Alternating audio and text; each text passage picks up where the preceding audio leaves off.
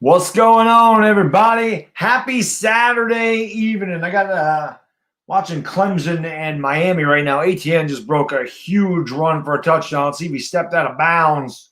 It's been a good day for me today. I hit a couple parlays, which is always good. What's going on, everybody? Like I said, happy Saturday evening, everybody. I actually wanted to do this earlier in the day, but today was a busy day.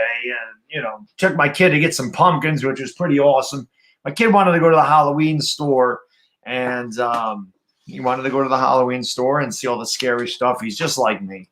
So that's good stuff. What's going on, everybody? What's going on? Giants 83, Devin Pritch, Afghanistan Banter, William Zimmerman, Chrono Cowboy, Topachi 103, Christy, Braun Beck, Jared Williams, KP, King Trizzy, Michael McGarrell. How can I be the man? You the man, sir. Michelle, what's going on, my lady? Thank you for joining the stream. Martin Curiel, what's going on? I believe Giants Blue, Procaccini Productions. Henny God in the house, Terry Bogard, Boys for Life. What's going on? So we have a big game tomorrow against Dallas.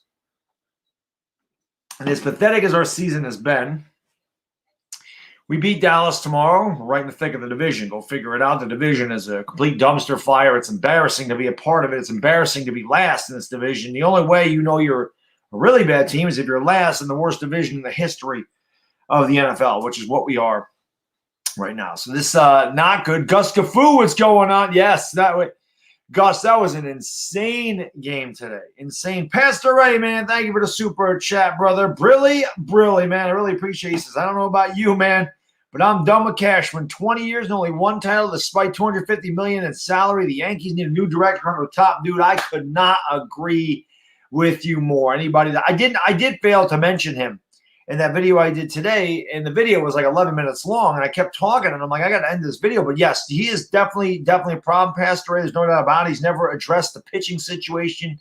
Now, it is kind of bad that, we didn't have Herman or Severino this year. That was unfortunate. We lost Tommy Kahnle, who I thought was a huge loss early in the year at the back end of that bullpen, because he's been, phenomenal for us for years. And that was just a big loss, I thought. But it is what it is.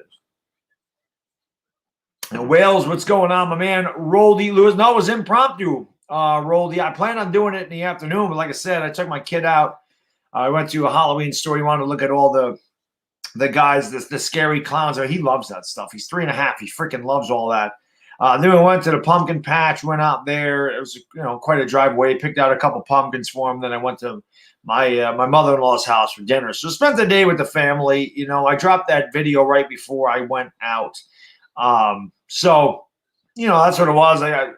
Just like I said, what the hell? Let's go live. Let's hang out. It's been a while since I've been able to talk in a normal clip and not scream and yell about some sports teams. So it'll be nice to just hang out with you guys for a couple hours or so and see what's going on with everybody.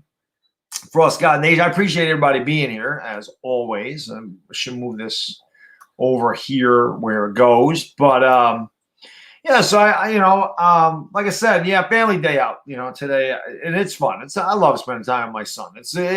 Watching him grow, just hearing some of the things that he says. I'm like, how does he know that? Like, where does he get that from? Like, how does he know? For example, we went out to breakfast this morning, and we're going to, I forgot the name of the Halloween store that has all these scary clowns and everything else. Grouchy is one of the clowns. He loves Grouchy. I want to go see Grouchy. I want to go see. So we're eating breakfast, and he says to my wife, he says, Mom, you're not eating fast enough. We start laughing because it's pretty funny. He's like, Mom, you're not eating fast enough. I want to go. And we start laughing. He's like, I'm not joking. You're eating too slow. Like, how does he know that? So, it's just that kind of thing's funny to me. I don't know. Just like I said, hearing him learn is pretty awesome. Crimson Shadow, what's going on? Wales, 2N, Jason Dale's, Oz TV, Flyers TV. Of course, we got the Lakers tomorrow. Like I said, the Giants and Cowboys played 4:25, so it might be a little bit difficult. I should be there before tip-off, but it's going to be close. Giants always take precedence over anything I do on here. So we'll see. Hopefully the Lakers can end it tomorrow night. They should have ended it last night, and that did not happen, unfortunately, because, Markieff Morris turned the ball over and Danny Green missed a wide-open three. It is what it is. So everybody's asking for Ivana Alawi. I am going to bring her back tomorrow night for you Laker fans. And if and when they win the championship, I'll bring Kobe back after the fact. We can do it that way. So What's going on there? I'm back, Seam. Well, thanks for hanging out from Fargo, North Dakota. Everybody smite that like it, that subscribe if you're new. And obviously that stood there 28-10. I need the over in this game. They got 38 points, 7:52 to go in the third quarter. Over is 59.5, so it's very close. Look at Alabama and Ole Miss, man. This is unbelievable. 41-35 Alabama. Having a hard time with Ole Miss. Been a crazy college day. Oklahoma winning in 4 overtimes. That was insane. But it is what it is. Yeah, I know what he was doing, Jay. Why he threw that ball, I can't figure that out. Ryan, how can I be the man? You're the man. Johnny Gonzalez says, let's go Heat. You're the man, Johnny, but we can't be saying let's go Heat. That can't happen. Lakers got to win this thing. It's been such a long season. We got to cap it off with a championship, man. That's what we got to do. Frost God Nation, roll tide. Well, they're in a battle right now. They are in a battle. Hot Take Hockey, what's going on? Did you finish that 24-hour stream? I didn't see the live stream completed on your other channel, so I don't know if you got it done. But anybody that hasn't subscribed to Hot Take Hockey, I know he was in the midst of a 24-hour stream yesterday. Make sure you sub him up. Guy, he actually got me interested in hockey again. That's how awesome that channel is. So big Hot Take Hockey hype, as he would say in the chat. That's my main man right there. Johnny's the man. So sub that channel if you haven't. L.A. Lou, thank you for the super chat. Brilly. He says, Cashman and company never really did a stellar job of drafting. No, we don't draft well, especially pitching. Your farm club needs to be rejuvenated. That's an outside opinion. L.A. Lou, since I've been watching the Yankees, and we're going back to 1984, outside of Andy Pettitte, they have never, and I mean never, drafted a pitcher of any relevance. I'm watching the Yankees since 1984. Not one good starting pitcher. They drafted Mariano Rivera as a starter. He was a failed starter, became the greatest closer in the history of baseball. But starters, Andy Pettitte is it. And then I guess it would be Ron Guidry. Now, I wasn't around in 1975 when they drafted Guidry. I saw Guidry at the end of his career, obviously. Well, he was still in the middle of his career before he hurt his arm, and he was never the same after the 86 season. But they've never drafted pitching. They don't know how to. Whoever their scouting department is, as far as pitching goes, they do a terrible job. So, Dusk Thunder, how can I be the man? You're the man. But I appreciate the super chat. I see sports experts in the house. How can I suggest Yankees get rid of Judge? Well, they're not going to get rid of him. I mean, I don't know if they could trade Aaron Judge. I don't think they'd ever do that, but I would never give Aaron Judge a long-term deal. That would never happen, Tim. I would never give him a long-term deal. He's injured way too often. He strikes out 40% of the time, and he shrinks up in the playoffs. I would never give him a long-term deal. There's no way. Giancarlo Stanton is the same player. I don't want 2 of those guys on my team. One of those guys is fine. You don't need 2 of those guys. You don't need 2 guys that are huge and have power to hit the ball over the moon, but strike out 40% of the time and are always injured. You don't need 2 of those guys, and they're both right-handed. I never understood the trade for Giancarlo Stanton. Why the hell didn't they go out and get Christian Yelich? I kept saying that's a left-handed bat. We have no left-handed bats. We have Gardner and we have Hicks, who hits from the left side. That's it.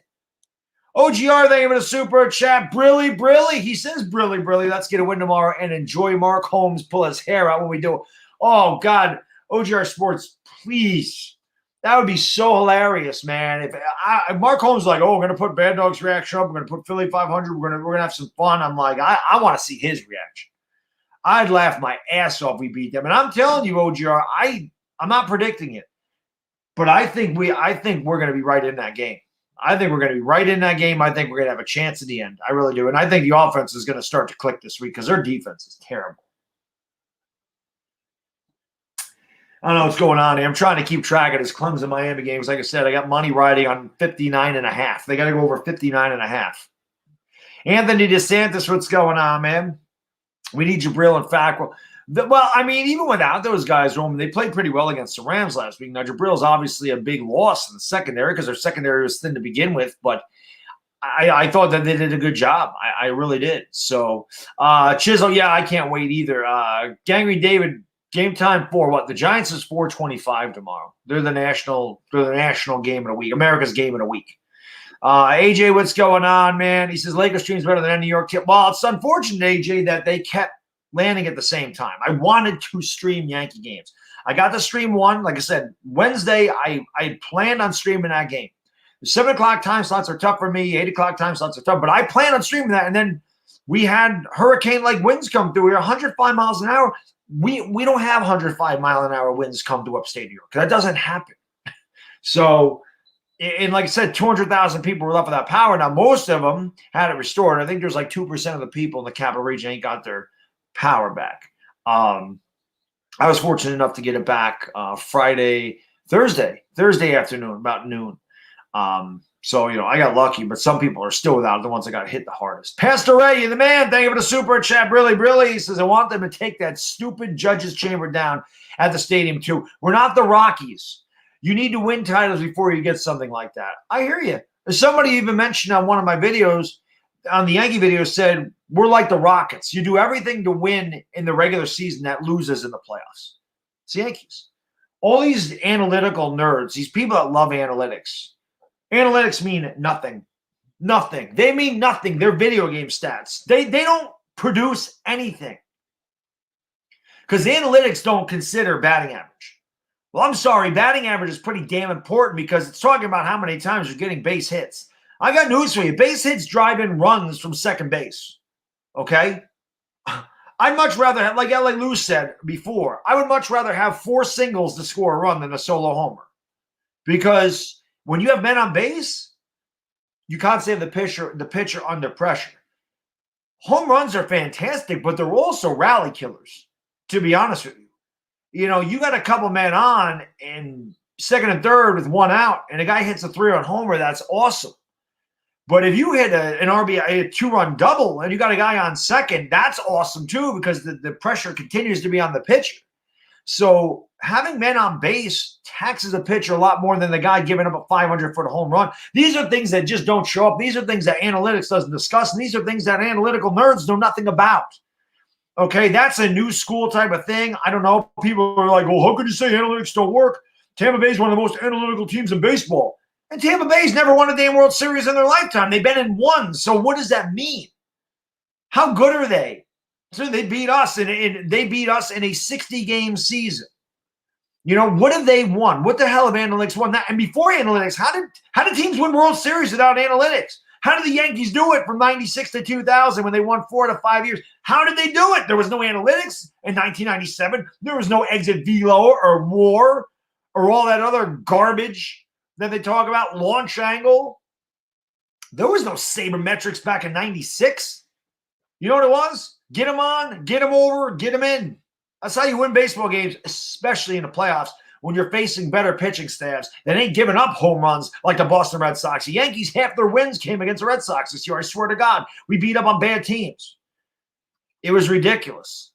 You guys heard me rant this year about the Yankees, okay? I was not happy. And I said before, in my 37 years of watching the Yankees, this is probably the team that frustrated me and I hated the most out of all of them. And I saw some bad Yankee teams. Too much talent. Way too much talent to be as bad as they were. That's just facts. I once heard a college kid say every time someone bunts, it's a slap in the face. Oh, I heard you. You mentioned that. Yes, L.A. Lou, you mentioned that. Yeah.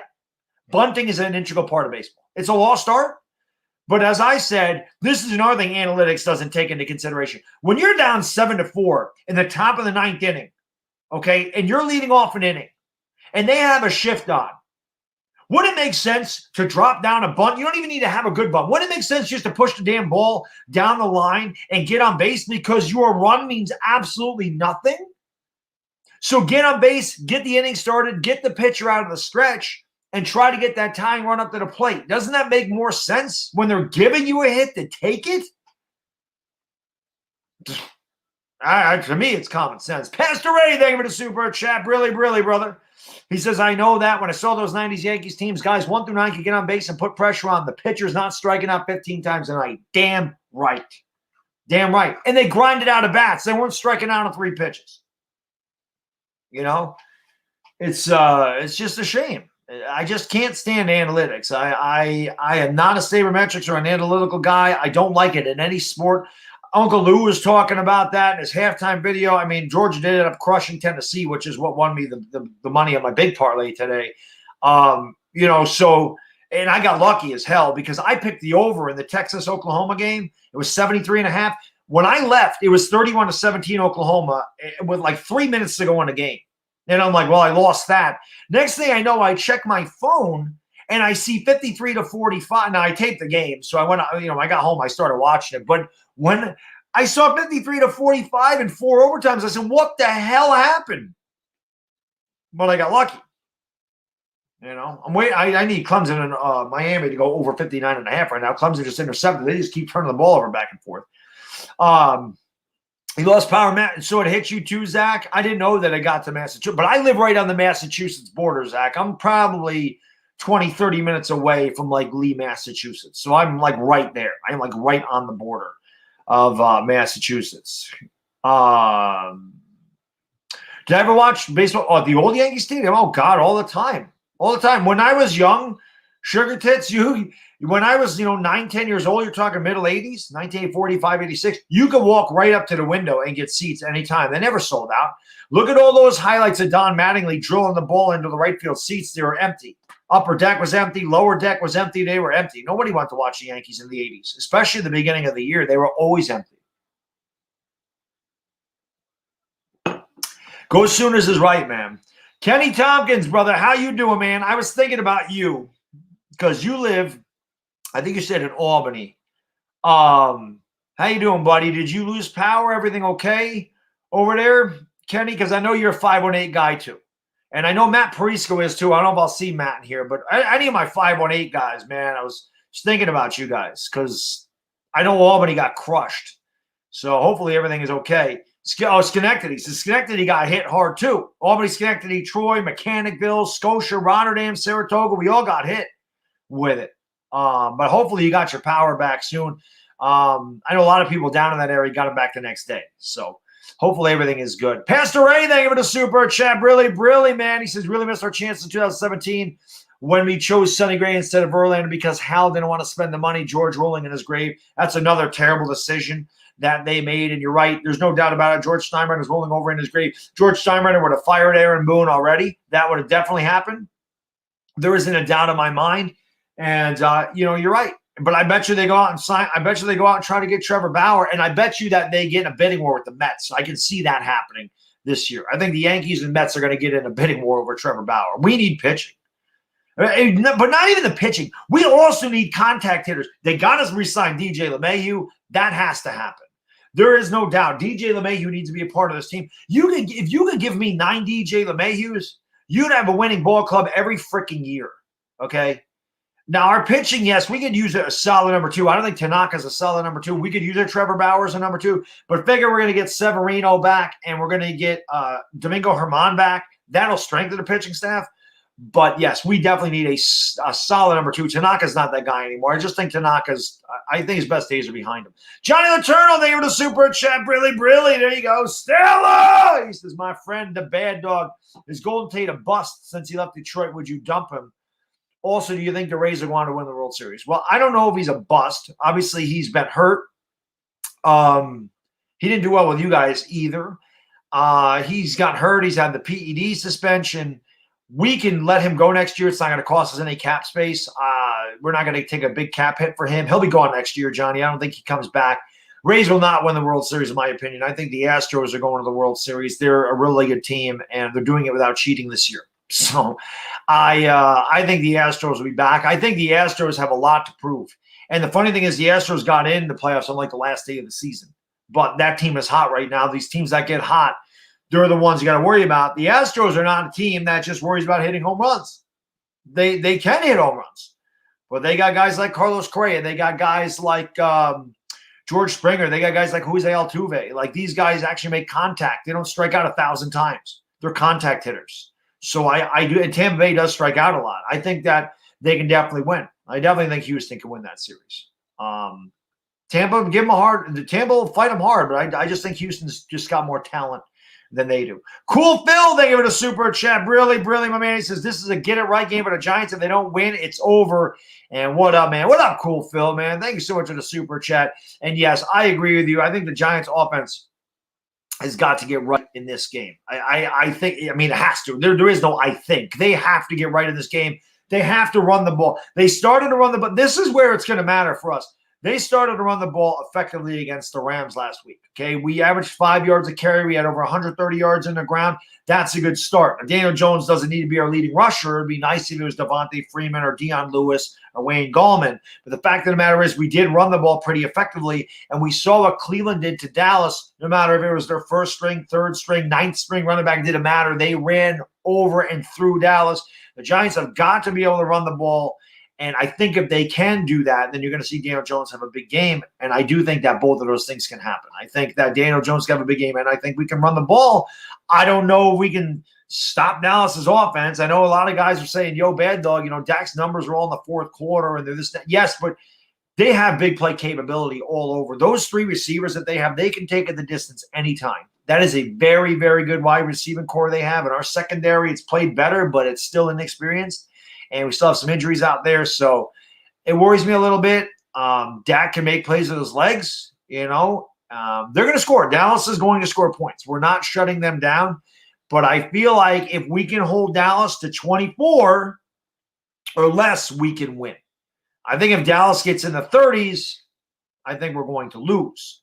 But I think that if we hold them to 24 less, I think we got a good chance. That's what I'm talking about. Is that true? Look at Travis Etienne. Oh, he just stiff on the hell out of a guy. I need the points. By the way, whoever gets Travis Etienne next year is going to have a hell of a running back. Cruise on, thank you for the super chat. Brilly. Targeting rules and BS, or targeting rules are BS in college football. I agree. I hate the targeting rules. Etienne got stood up at the line of scrimmage that time and pushed back, so no gain. Clemson's up 28-10, by the way, anybody that's checking it. But yeah, I don't like that either, Cruzon, that they get knocked out of the game. You think we're going to win 100%, JJ? I think that's reverse psychology, buddy. I think you're a Cowboys fan. I think that's reverse psychology. Go live with Mark after the game. I can't. I got the Lakers right after the game. Next time we play Dallas, though, I'm going to do something with Mark Holmes. Next week, Thursday night, I'm going to be on Ed Oliver's channel. We're going to do Redskins stuff. We're talking about the Redskins. I'm going to be on his channel. And I want to work with HTTR at some point this week. Hopefully the Lakers close this the hell out. I got all week to be free. That's what I'm hoping for. Otherwise they're going to play on Tuesday night. Pastor Ray, thank you again for the super chat, brother. Really, man. I really appreciate it. He says, DJ struggled this year, but Gettleman did an awful job giving him weapons. This wide receiver draft was deep. We should have taken a wide receiver in the later rounds. I was very surprised that they didn't. I was very surprised that I know that he got hurt for the Jets, but Lawrence Cager was a guy that I really liked out of Georgia. I knew he was going to go late. I'm surprised they didn't look at Lawrence Cager, but I'm also surprised they didn't look at like an Isaiah Hightower or Antonio Golden Gandy or Gandy Golden, AGG. Yeah, I'm surprised they didn't look at one of those guys, deeper down the lane there. I understand going lineman. I know we needed him. I know we needed a safety. So getting Xavier McKinney, I completely understand. Comes and just scored a touchdown. That's good for the over. But we do need wide receivers. There's no doubt about that. And Oliver, like Buffalo Bills, same name, but doesn't quite look like him. And no, he's a Redskins video maker. He's one of the better Redskins video makers on YouTube. So definitely an awesome guy. Nevertheless, the scratch that I wouldn't mind if both Troy and Downtown Albany fall off the face of the earth. Well, Troy, I understand. Troy's garbage. They call it Troylet for a reason, New York for Life. Downtown Albany's pretty hot spot for clubs and hanging out and everything else. So there's some bad parts down there, but you don't want to hang around Arbor Hill. But it's certainly not. There's a lot of things to do on like Madison Avenue and downtown Albany. There's a lot to do down there. Kevin Collins, what's going on, man? Thanks so much for the super chat, brother. Really, I really appreciate it. He says, just because you're the man, Kevin, how can I be the man when you're the man? Love LeBron, but huge Heat fans, so it sucks. Well, look at it this way, man. You're either going to be happy for LeBron or you're going to be happy for the Heat. You were really happy for LeBron when he won a couple with your Heat. That was the best case scenario. But you know what? That happened to me, Kevin, in 1998 when the Yankees played the Padres in the World Series. The biggest Tony Gwynn fan you'd ever want to meet. I love Tony Gwynn. He's one of my favorite players of all time. He'd only been in one World Series prior, back in 1984. They lost to the Tigers. And, I I wanted Tony Gwynn to do well, but I didn't want them to win the World Series. He did have a really good series. Yankees swept him, so I was very happy. But yeah, I get that. I mean, I was rooting for Tony Gwynn. I mean, I love Tony Gwynn. I always wanted him to win a championship. It just never happened, man. E-Boogie, what's going on? Saucy Sausage is in the house. What are you talking about? We're talking about anything, man. We're just kind of talking about sports and hanging out, you know. MH, what's going on? Thank you for joining the stream, man. I appreciate that. Tony was amazing, MH. Dave McKnight brought in a bunch of Eagles. But I know Dave, like I said, Dave put this on my one of my videos. He said, I'm rooting for you guys. I know Eagle fans are rooting for the Giants. I know all the Eagle fans are rooting for the Giants. The Eagle fans want to make fun of Dallas so bad. I'm going to tell you what, Eagle fans, we don't normally get along, you and I. But I promise you, we will do everything in our power to make sure you guys are happy tomorrow. How's that? We will do everything to help you guys out. We don't normally do that, but we will do everything we can to help you out. Giants83, thank you for the super chat, brother. Really, man, I really appreciate that. He says, when did the NFC East become the NFC least? This used to be the toughest division of football. I would say about 2017. Oh, no, because Eagles are good. About 2018, it started to fall off. I think 2018, it started to fall off quite a bit, and certainly wasn't good last year. And this year has just been atrocious. But I knew it was going to be a bad division. I said, I don't like any of these teams. I don't think any of these teams are good. We all had really tough schedules. We're going to win most of our games against each other. I didn't think any team in this division will win more than 9 games. And now nobody might win more than 8 games. And I did also say whoever had the best divisional record is going to win this division, which is why even though the Giants are 0-4, and even though no matter who wins this division, they're going to get wiped out in the first round of the playoffs, the Giants beat Dallas and go 4-2 in their next 6 games because 5 of these games are divisional games. If we're 4-6, we're in first place. It's facts. It's facts. So the Giants season really does begin this week. I mean, I wasn't fooling around with that as bad as it is. Johnny the Turtle, thank you for the super chat. Really, man, I really appreciate this. This Baddog, even though you guys lost to the Steelers, I felt you all played them tough. Do my Eagles have any chance of beating them? And the Giants need to win. Yeah, they do have a chance. And I'm going to tell you why they have a chance. Because Philadelphia, every time with Doug Peterson, and I'm not a big Peterson guy. I think he makes a lot of stupid, boneheaded decisions with the Eagles. But I swear to God, I don't know what it is about the Eagles. Every time you think that they're going to lose, every time you think they have no chance, they're scrappy. I give them that. I didn't think there was a chance in hell they would beat San Francisco, especially with all the injuries they had. And they went in there and they beat them. I don't think you will beat Pittsburgh. I think Pittsburgh is better than a beat-up 49ers team. I think Pittsburgh's defense is extremely tough, and your offensive line is beat up to hell. Wentz will be running for his life. That is a good Steelers team. Now, offensively, I don't really think they scare you too bad, but defensively, man, Carson Wentz got a rough day. You're going to need some turnovers. You're going to win that game. That's just the way I look at it. Do they have a chance? Yes. Is it probable? No. Duke, thank you for the super chat. Really, my man. He says, Sooner Magic. I sure hope Sunday, where'd that go? I sure hope Sunday doesn't turn out like Saturday. My heart and liver can't take it. Tell me about it. Tell you, I haven't been drinking any beer. Football season comes, all of a sudden I'm drinking all the damn time. Stupid football. By the way, again, happy birthday to Mini Duke. Yeah, I don't know if you saw my comment, Duke. I didn't see if you responded, but I liked the little bib on his he had a Cowboys bib. Just anybody that didn't know. So Duke's son just turned a year old yesterday. I believe it was yesterday, maybe Thursday.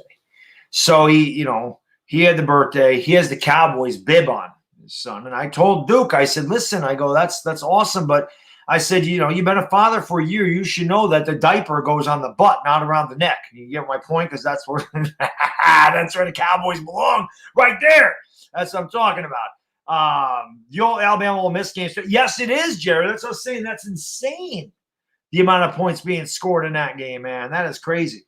I should consider following the New York Rangers. Savage Boz, I told the Hot Take Hockey, because he got me so interested in in hockey again, that I'll probably watch more Rangers games than I normally did, especially now that they got Alexis Lafreniere to go with Kakko. I think that they should be an exciting team. So I'll definitely pay more attention to the Rangers. I'm still not going to be, if they go on and win a Stanley Cup, I'm not going to be like, I'm the biggest Rangers fan ever, but I will definitely pay more attention to them this year than I have in years past. Now, of course, it's difficult because MSG plays Sabres games. They don't play the Rangers anymore, so I don't get Rangers games the way I used to. Dax MVP runner. Well, he's put up good numbers, Chris, but they're 1-4. I mean, that's not really, you're not going to win MVP when your team stinks. Yeezus, what's going on? Let's get Trevor Lawrence. I'm actually watching T-Law right now, and Clemson dominating Miami. Still the best team in the country by a mile, and it's not close. I think the closest to Clemson is Georgia, but I don't think even Georgia could stop Clemson. That freaking Trevor Lawrence kid is good. All these Giants fans are like, "Oh, Trevor Lawrence coming here and he wouldn't be any good." You guys don't watch. You're not watching Trevor Lawrence if you think Trevor Lawrence ain't going to be good in the NFL. Look at what Joe Burrow is doing with Cincinnati. They got a terrible team. Now, granted, they drafted T. Higgins, which was a great pickup, and they got Joe Mixon. But their team isn't any good. And he's playing pretty damn good. You know? What's 1-3, guys? I don't know what 1-3 is. What's 1-3? What are you talking about? If Jones can't put up points in his defense, it's a huge red flag. Yes. I think they're going to – listen, the Giants end up in last place and end up picking first. I think they're going to replace him anyway. L.A. Lou, thank you for the super chat, brother. Brilly says Tony Gwynn was the most consummate hitter. He believes so much in bat control. He was a 32-inch bat. He lived between third and shortstop. He had 5.5 on his shoes. That's right, because anybody that scores in baseball knows the shortstop is position number 6. The third baseman is position number 5. And Tony Gwynn would always say, which he'd slap the ball the other way, there was always a big hole between shortstop and the third baseman. He called that his 5.5 hole because it was right in between third and short. And, of course, Tony Gwynn was a career 338 hitter or whatever he was, hit 394 in 1994. Probably the greatest pure hitter I've ever seen in my life. Didn't hit for a ton of power. He could hit the ball out. Just such an amazing ball player. And when he was younger, he could steal bases. He stole 56 bases one year. Such a good player. So underrated because he played in San Diego. That guy was amazing. I freaking love Tony Gwynn. I actually have a few Tony Gwynn rookies, and I started collecting a bunch of PSA 10s of Tony Gwynn. 84, like all of his 84s, 85s, 86s, and 87s. I just love Tony Gwynn. A huge Tony Gwynn fan.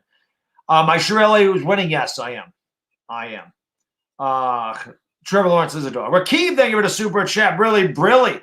He says, let's go Giants. Very depressed with my Lakers. Don't worry about it, man. Lakers are going to win tomorrow. They're going to win tomorrow. I don't know what you guys are talking about. What is 1-3?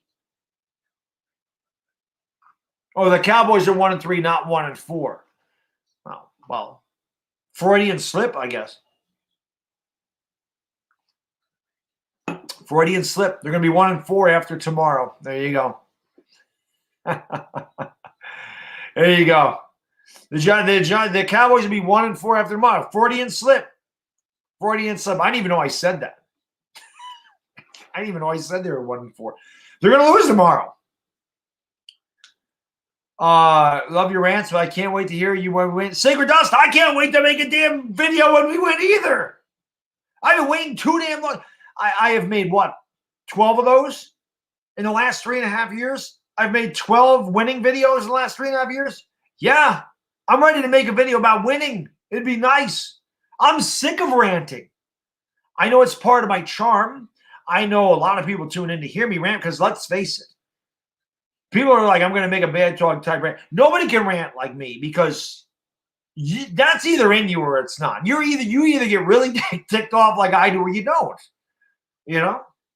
Like, perfect example. Entertainment talking sports. And I love Chris to death. Like Chris and I, we work so well together because we're so different. Can you imagine Chris trying to do a rant like me? That's not going to work because that's not his personality. You know, that'd be like me trying to be all calm and cool about losing like he is. He's always under control. I fly off the handle. That's why we work so well together. We're so different when it comes to things. He's very calm and he's very cool and he's very collected. And he doesn't ever seem like he loses his shit. Me, I fly off the handle at the smallest thing. Because I get so mad because I want my teams to win, man. I'm a very competitive guy. And it's not just like I just want things always to be the way they are. I'm very regimented. I'm militant about a lot of things that I do. My schedule is very regular. Like I just have things that need to go in a certain way. If they don't, I fly off the handle. That's why I have road rage. Somebody jumps in front of me and screws up my travel time. I get ticked off because they're messing with my regimen. It's kind of like my team's losing. Rakeem, thank you for the super chat. Really. I see Lawrence is growing on you. I love Trevor Lawrence. Trevor Lawrence, one of the best college quarterbacks I've ever seen. And if we're picking first, I want Trevor Lawrence. I'm not going to lie. I don't want to pick first. I don't want to give up on Daniel Jones. But if Daniel Jones continues to turn the ball over at an alarming rate, and we're 2-14, and Trevor Lawrence is looking at us in the face, you're damn right you take him. Plain and simple. You're damn right you take him. You don't pass on him. Plain and simple, you don't. You don't. The Lakers lost, guys. The Lakers are going to win it tomorrow. Don't worry about it. Don't worry about it. The NBA needed money. The officials had to give them that game. And anybody that watched that game knows the officials certainly did help Miami out quite a bit.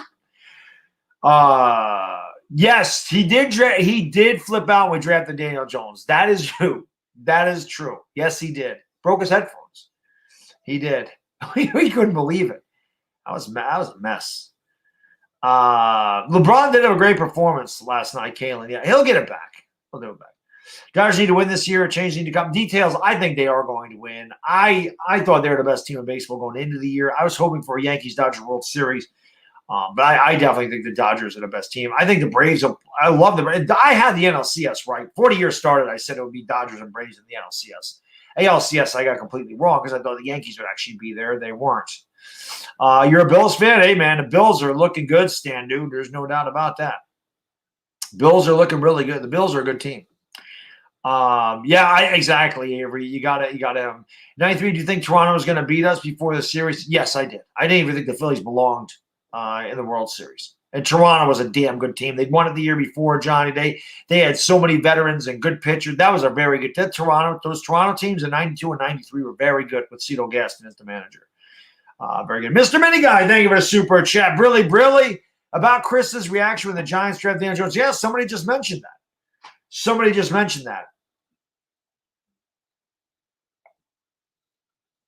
Lawrence just tripped over his own guy. Come on, guys. I need 15 more points in this game. But even so with Chris's reaction, which he was obviously upset, look at the difference between his reaction when they drafted Daniel Jones and mine. Look at the look at the difference. I go back and look at that once in a while. I thought my head was going to explode like scanners. I don't know. I gotta calm down. Even in my old age, I can't. I'm hyper and I'm competitive. It's not a good combination, man. Stephen Little, what's going on? By the way, guys, anybody new to the channel, do me a favor, man. Hit that subscribe button. Make sure you ring that bell so you know when I go live or do a video. This week will be on Entertainer's channel. Tomorrow will be there for the Giants and Cowboys. We'll swing back over to my channel next week for talking Giants and Giants-Redskins. So make sure that you guys go over there tomorrow because that's where we'll be. Rakeem, thank you for the super chat. Really says, I want Bauer. Him and Cole, my God, what a duo. I mentioned it earlier, Keith. I know we're here. I think the Giants. I think the Yankees and Mets are going to get a bidding war for Trevor Bauer. But yes, we do need him. Most people say 2, but do you like the first Evil Dead or more the comedic Evil Dead 2? I actually like the first one better, Afghanistan, because I do love Evil Dead 2. And I love Dead Alive. Dead Alive is kind of a horror comedy, but I'm not really the biggest horror comedy fan. I feel like a horror movie should not be funny. I feel like a horror movie is supposed to be a horror movie. I don't think they're supposed to mix. I don't like horror comedies for the most part. I do love Evil Dead 2 and I do love Dead Alive, but Evil Dead 1, I prefer that one. What's going on, Jesse Rivera, Yuri, and Lees? What's going on? Thank you guys for being here. Appreciate that. Then you make sure Danny he doesn't need to fumble, little T. Can't have him fumbling. You used to be a Jets fan. You should always stay with your team. I mean, if you're a Knicks fan, what's the difference? You might as well stay a Jets fan. Don't get any worse than the Knicks. Trust me, I know. Yankees are so spoiled when it comes to free. That's because they have all the money in the world to burn. And to be honest with you, Nick, the Yankees really haven't went out and made a splash in free agency outside of Garrett Cole. As somebody mentioned earlier, I think it was either Roldy or Pastor Ray. I think it was Pastor Ray mentioned it. We didn't go out and who was he talking about? We didn't go out and get Justin Verlander because they didn't want to pay. So they went out and got Sonny Gray because they didn't want to spend the money. I am a Knicks fan, yes. But I stream the Lakers because the Lakers play late at night. They fit my schedule. So I'm a Lakers broadcast guy. That's really what I am. When they play the Knicks, I root for the Knicks. Not that the Knicks could ever beat the Lakers, but I do root for them. See, Baddog, that's why Philly loves the Baddog. Your true emotion, passion fits with us more than you. Oh, I say it all the time, Johnny. Philadelphia and New York fans are exactly the same. We love our teams to death, but if they screw up, if these players screw up, we are hard on them, man. We let them have it. We don't care. We're both Philadelphia and New York, they're hardworking blue-collar cities, and they love their sports, and they're ultra competitive. That's why Philly fans and New York fans butt heads all the time, because we're exactly the same. We're exactly the same. We are. We're exactly the same type of fan, which is great, but that's why we can't stand each other. Because we're stubborn, we're loudmouth, we're trash talkers, we're competitive, we're alphas. It's all that stuff, I wouldn't have hit that 3, Zeke fan. Danny Green should have hit that, though. You love Giancarlo Stanton. Giancarlo Stanton had a good series. Giancarlo Stanton had a very good series. Giancarlo Stanton's biggest problem is he just got to stay healthy.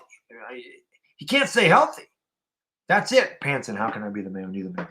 He just has to stay healthy. Giancarlo Stanton's got to stay in the field. That's been his biggest problem. Jason, how can I be the man when you're the man? Almost at 40K. I've been here since 1K. Yeah, that was 1K back in 2015. Closing in at about 800 away. I can't believe it. We'll have another game to try to get there. I wanted to be at 40K by the end of the NBA playoffs. Close. We're close. Wentz has had a bad season, Danny. Very surprised at how bad he's been. Can't say that he's the best quarterback in this division anymore. Dak is head and shoulders better. Never thought I'd say that, but it's facts. I got to give Dak his credit. I don't give a damn if his stats come in the fourth quarter or not. Dallas has been able to get back in these games, which is ridiculous. But again, he's played well. Kevin Berlusconi, what's going on? It'd be nice if we could shut him down. It'd be nice if they could score some more points in this game. Eagles are getting stomped, and football team is getting roasted by the Rams. That could definitely happen. You better believe Danny Green will not be. No, Danny Green probably won't be there. Jesse says, hit that like button. Support. Yes, guys, please hit the like button. Hit that, like I said, hit that like, hit that subscribe if you're new. Thank you guys for being here. I appreciate that. Sonny Ann, what's going on? Trade Sanchez for a bag of crap. I think a bag of crap is a little bit too much for Sanchez. Sanchez, as far as I know, his contract is up. The Yankees have the opportunity to offer him arbitration. They don't have to. He signed a 1-year deal this year for $5 million. Yankees should let that guy walk. Do not offer him arbitration. He sucks. Let him go. Let him go. You don't believe he's terrible. And the fact that they started Higashioka 4 out of the 5 games against Tampa Bay tells you Gary Sanchez is done here. Thank God. Get rid of him. Get rid of him. Pat, what's going on, man? Thank you for joining the stream. Really appreciate it. Jay Kovacs, what's up, brother? Sabrina, my lady, how are you doing? Thank you for joining the stream. Always good to see Sabrina in here. She says, I even think Jimmy Butler commented on how he thought Danny Green would make the 3. Danny Green was tight on that shot, Sabrina. He didn't let it go. That's why it was short. You could tell his release was off. He was tight. Scared to take that shot. It showed. It showed.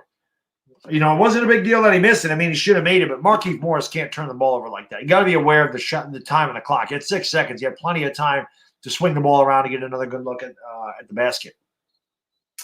Miami's at the 20. I need them to score. Mr. Mini Guy, thank you for the super chat. Brilly MVP for Tampa Bay Rays is Aaron Boone. Yes.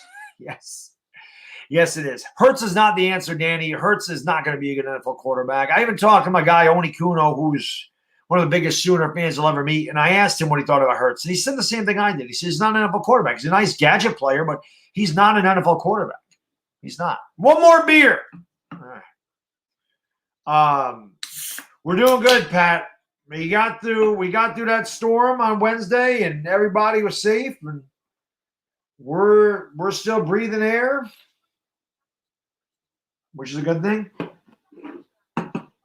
Overzealous on that pour. That's because this beer is still a little warm. It's been in my fridge, but it is not cold. Therefore, it is not refreshing. What's going on, Mikey Bombers? My Redskins back to being a disaster. Yeah, I think every team in this division is a disaster. Every team's been a disaster. Bruce Phillips, what's going on, buddy? They were just Bill Belichick's in the house. Glaber is not a great fielding shortstop.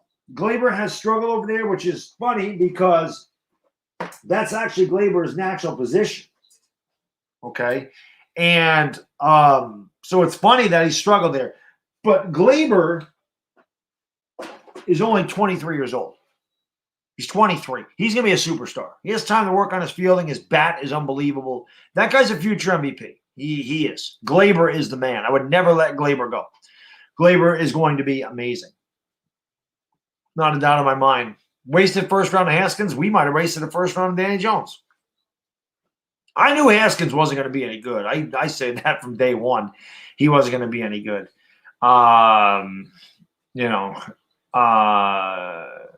Yes. Miko, thank you for the super chat. Really, man. Really appreciate it. He says, the Lakers lost. How many thumbs ups did you have? 2,100, but we didn't have Ivana. We had Kobe. We didn't have Ivana Alawi there. Ivana Alawi will be there tomorrow. So when the Lakers win it tomorrow, we'll bring Kobe in after the fact. But Ivana will be there. Everybody wants Ivana back. Everybody's become superstitious like me now. Should have never got rid of Didi. Didi didn't want to be here, Rays. Didi didn't want to be here. I couldn't believe he only got a one-year deal.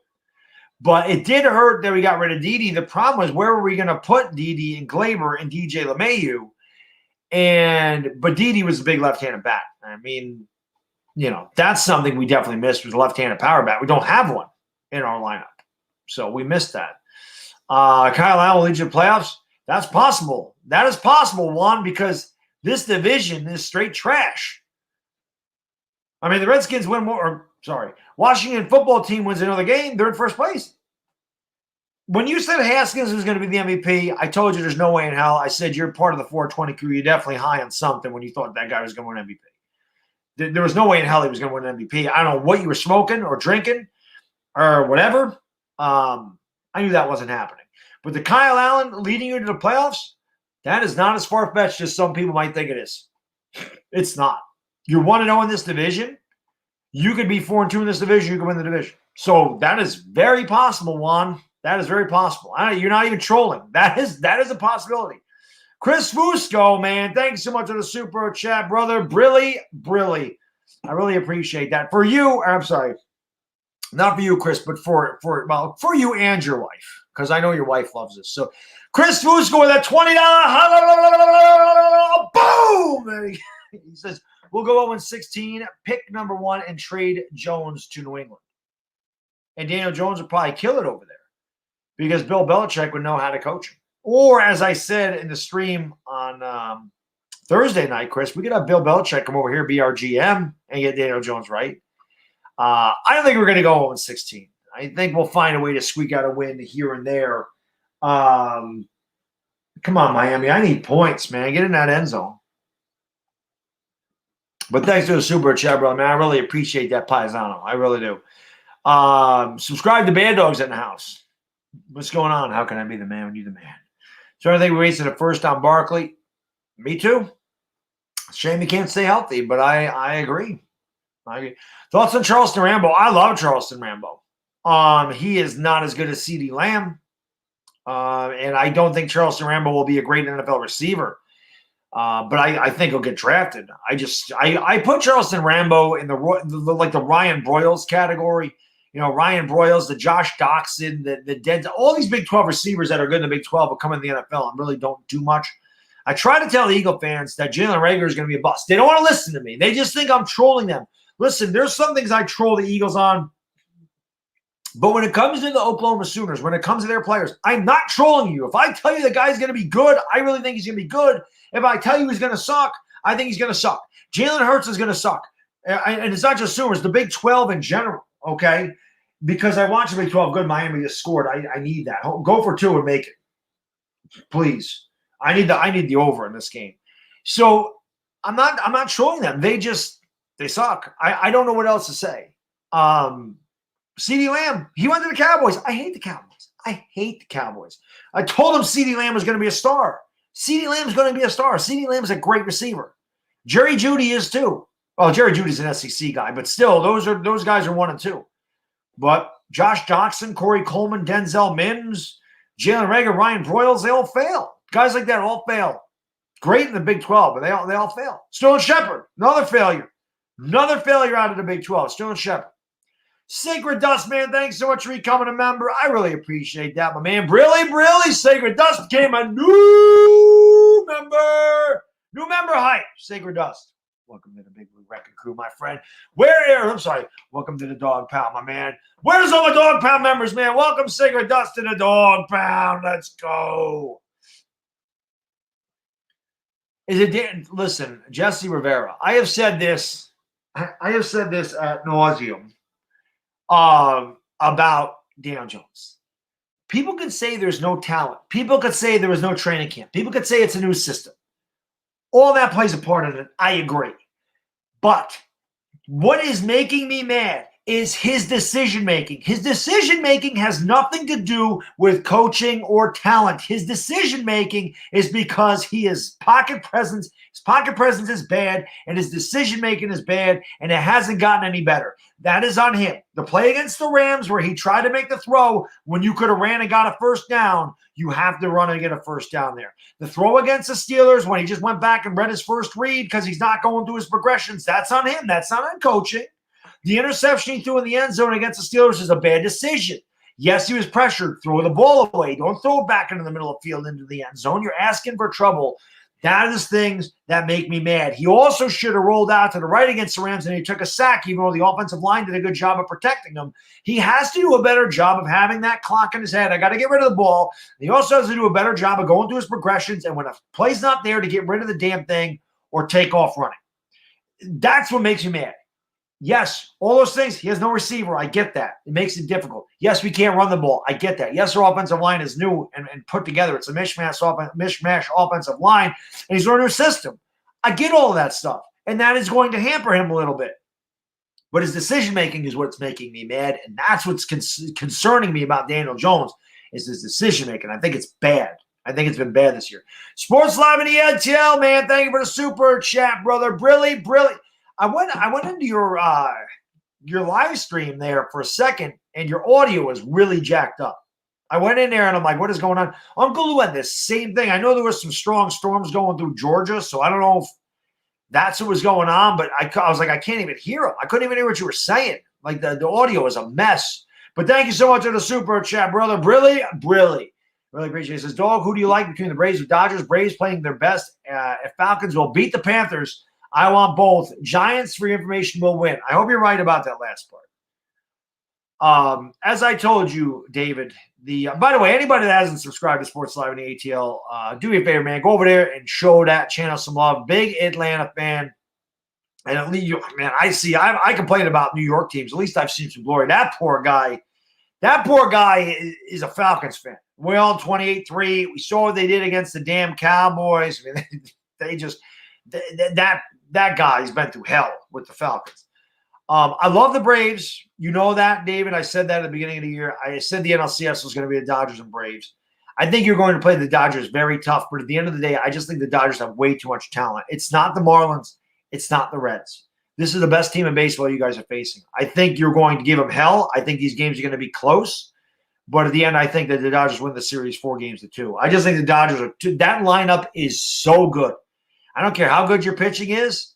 That's a tough lineup to navigate through. That is a very tough, and they got good pitching, and they got a good bullpen. That is the most complete team in baseball. I think they're going to win the World Series. I think the Dodgers are that good. I do. Like I said, I think it'll be great. You had the tornado warnings. Yeah, I know. I remember I was watching on the Blue stream, and the weatherman interrupted the Georgia game. It was actually pretty funny. But yeah. I think, like I said, I think you give them hell. I definitely think that you can win that. But I just think the Dodgers are too good. I thought the Dodgers were going to the World Series right from day one, and they haven't done anything to, deter my thought there. L.A. Lou, thank you for the super chat. Brilly, man. He says, how about this, Trader Shella? Move the Mayhew to third, trade Stanton. Someone will take him like maybe the Padres, bring in a second baseman like Gordon or Gregorius. I wish we could trade Stanton just because of the contract. I don't think we're going to be able to move him. But the thing is, L.A. Lou, if we're trading Urshela, I want arms for him. I don't want a positional player for Urshela. Urshela can swing the bat. Urshela is a Gold Glove third baseman. Urshela can play third. I want pitchers, and I want top-of-the-line pitchers. If we're trading Urshela, I don't want to replace him with an offensive player. I think Urshela is good enough. Urshela is one of the few guys in this Yankee team that hits the ball the other way and makes contact. And again, he plays Gold Glove third base.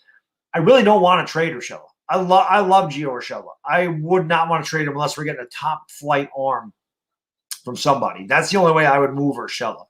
Stanton, again, if we can move Stanton and take a lesser player in the outfield that feels better, I would do it in a heartbeat just because of the contract. But, yeah, I wouldn't want to trade Gio, man. I love Gio. I think Gio's a really good player.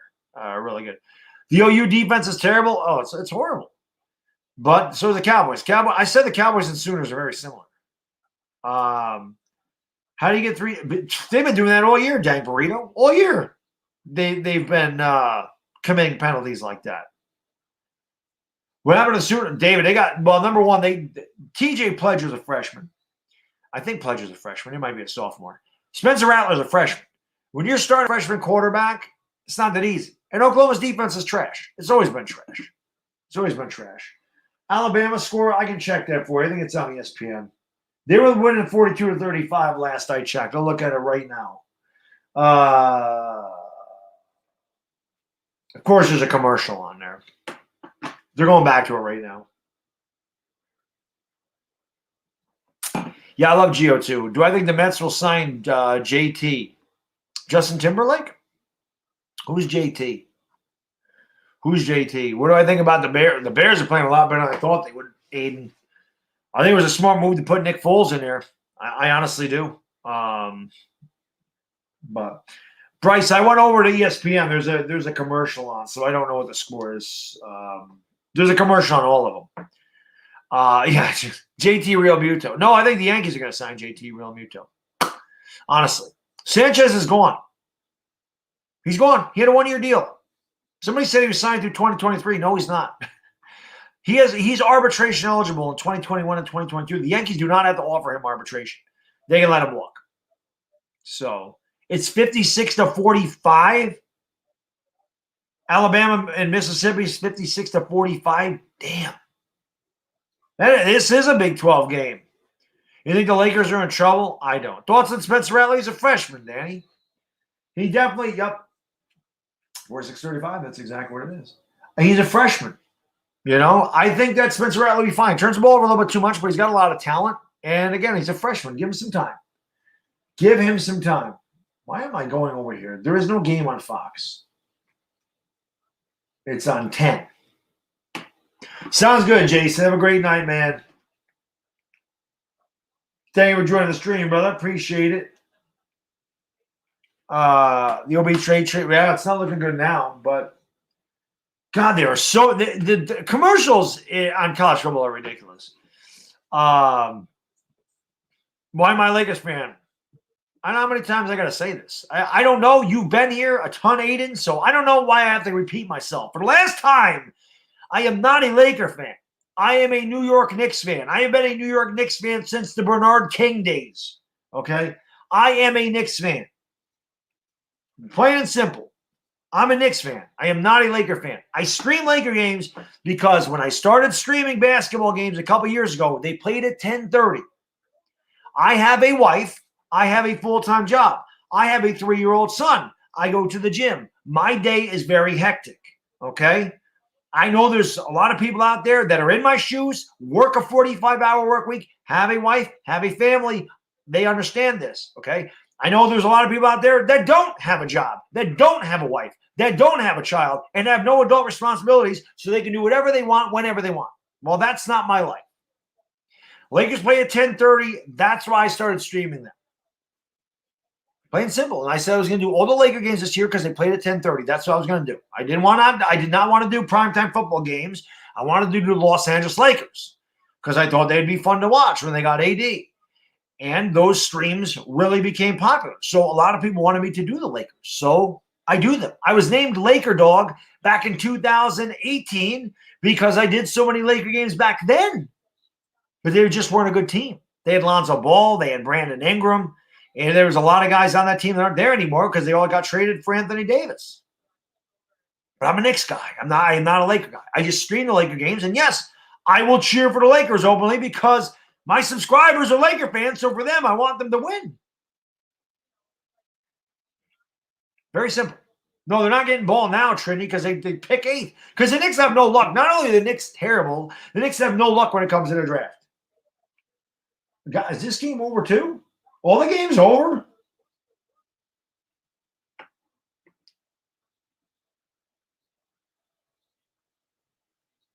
Well, this Cubs game is still going on. It's 35-17, so I need 7.5 points. I need 7.5 points. Am I a Cuomo sexual? I don't know what that means, Bavith. If it means do I like Andrew Cuomo, your answer is simply put is no. No.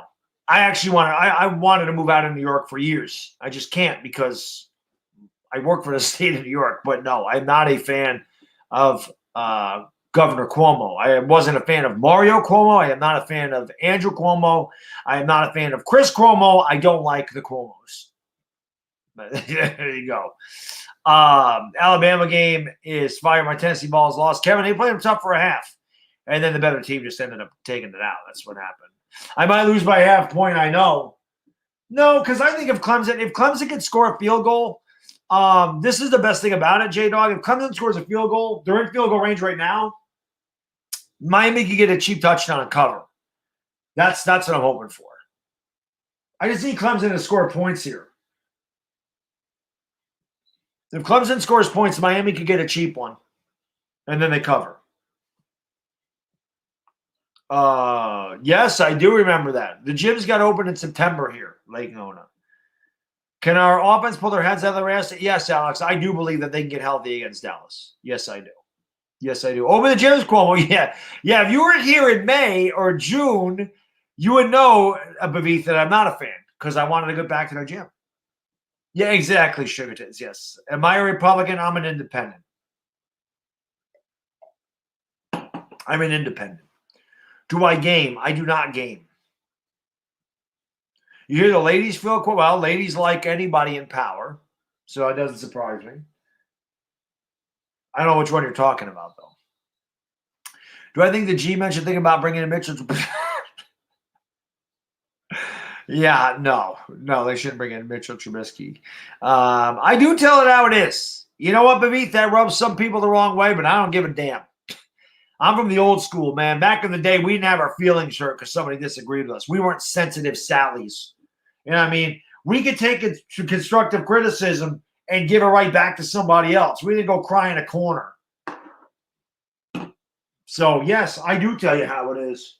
And I don't care if people like it or they don't like it. If you don't like what I say, I always tell you, grow a set. Deal with it. Deal with it. It's my opinion, deal with it. You don't like it, deal with it. I don't give a damn. I deal with everybody else's opinions. Yes, I am from New York. Yes. Yes, Kevin, we are going to be. Well, I'm not going to. Again, I'm not guaranteeing that we beat them tomorrow, but I think that I feel good about the game. I really do. I really feel like we are going to give them hell tomorrow. Should the Yankees sign Trevor Bauer? I think they should make a run at him. Definitely. Yes, Nancy's need not apply. You know, and I'm like that with my son. Like my son will flow down. I know when he's not really hurt. If he has tears coming out of his eyes, I know he got hurt. Then I'm going to say, you okay? But yeah, I'm going to make sure he's okay. But if he does something and he doesn't have tears in his eyes and he's just whining, I'll tell him, get up, you're not. You're okay. You're okay. Stop. Clemson scored a touchdown. There we go. That's what I'm talking about. We need one more damn to go for 2. To hell with it. Conmac, what's going on? They were joining the stream. Jesse, I'll always speak my mind. Listen, I say this all the time. And this is a fact for everybody. I don't care if you're young or old. Good life advice right here. Never in your life go out of your way to please everybody. Don't even try. You're not going to please everybody. Not everybody's going to like you. That is a simple fact of life. It doesn't matter what the hell you do. Somebody's going to dislike you for whatever reason. Okay? And I say this all the time. This is fact. I would rather be disliked for who I am than be liked for somebody I'm not. Plain and simple. You don't like me, I don't give a damn. Because I'm not changing who I am. If you don't like me because I'm loud or because I'm getting your face or I'll tell you my opinion or both, I don't give a damn. I don't care. That's your problem. That's not my problem. That's not my problem. I'm not about to change the way I am to appease you. That'll never happen in a million years. That's a fact. That's just how it goes. I'm not changing who I am. Personality-wise, I'll never change because I'm worried about hurting somebody's feelings. If you can't take it, then get the hell away from me. It's just that simple. I don't need you. You don't need me. So get the hell away from me. Plain and simple. You don't like how I am, get the hell away from me. Why? Plain and simple. There are people that are subscribed to me just so that they can give me a damn thumbs down. Like it hurts my feelings. I don't give a damn. What I'm sitting there going is, Jesus, I must really be in some people's minds that they just wait for me to do something so they can do that. This is how much they think about me. In the meantime, I'm not thinking a damn thing about them. What I'm thinking is, God, that's pretty pathetic. You are subscribed to me just so you control me. Just so you control my channel. I'm like, you have nothing better to do with yourself. You hate yourself that much that that's what you spend your time doing. To me, that's wasted energy. I just look at it that way, man. If you don't like somebody or you don't like their channel or their content, why the hell would you waste your time with it? It makes no sense. Why would you waste your time with anything you don't like? It does not make any sense. That is unproductive. And most of these people that do that have unproductive lives, so it makes perfect sense. I need a half a point. Can I get a half a point, please? When do I think the Giants will be contenders again? Zeke says, I think never. Well, they will be again. I don't know how long it's going to take, but yes, they will be contenders again. By the way, we got 338 in the chat. So again, thank you guys for spending your Saturday night with me. Do me a favor, you're new to the channel, hit that subscribe button. If you aren't too sensitive, it might get your feelings hurt if I tell you what I think about certain things. But hit that subscribe button, ring that bell, and make sure you hit that thumbs up. And I do appreciate you guys being here. World Series prediction: Astros-Dodgers rematch. Chris Leon, what's going on? Dan C, what's up, my man? I am thinking, because I was looking at this today, and I'm thinking, it's dangerous when I think. I don't do that a lot. It hurts my head. I'll ask you guys in the chat. I'm thinking about doing this. So many people have said to me, do you stream UFC? Do you stream boxing? I don't stream any of that. I'm not a UFC guy, MMA guy, whatever the hell it's called. I don't do that. I'm not going to do that type of stuff just because. I'm not interested in it, so I wouldn't do it. But November 28th, if I'm not mistaken, and I know these are two old guys, Mike Tyson and Roy Jones Jr., right? They have a boxing match, I believe, on November 28th. I think I'm going to stream that. I think I'm going to pay the money for the pay-per-view. And I think I'm going to stream it. If you guys would like to see me stream that Tyson-Jones match, give me a 1 in the chat. And I think I'm going to do it. Because, I grew up with Mike Tyson. Mike Tyson was my guy. And that's when I liked boxing. So I'm thinking about streaming the Tyson-Roy Jones Jr. fight. So you guys would be into that. Hit a 1. Oh, okay. It's pretty much unanimous in there. Yeah, listen, I know it's probably going to be a mess, but it's Mike Tyson, man. If you're my age or older and you grew up with Tyson, I got to do a Tyson fight. And there was no YouTube when Tyson was killing it. So I think I'm going to do it. I am going to do it. They might both pass out after the second round. Maybe Mike Tyson bites a body part. We don't know. Maybe he eats some children. I do too, Jesse. Iron Mike was my guy. He was amazing. But I think that'd be fun. Again, it's not like I'm going to make it a habit of streaming boxing matches or streaming UFC. But again, because I'm 44 years old, and back in 1986, Tyson came from Catskill, New York. So, that's like 100 miles south of me. Maybe not quite that far. It's probably like 70 miles south of me, Catskill. Maybe not even, maybe like 40 miles south. I'm not sure how far Catskill is south of me, 40, 45 miles. But I think that'd be fun. New York for life, thank you for the super chat. Brilly, man, I appreciate it. He says, even though I'm on the opposite side of you when it comes to politics, progressive liberal, you're one of my favorite people. I follow F the haters. New York for life, I appreciate that. And this is the thing with me, New York for life. Yes, even though I'm a conservative, or I deem myself a conservative, I don't, this is the thing. Well, I shouldn't even say that. I lean conservative. I'm pretty much in the middle. I just lean to the right. That's just how I am.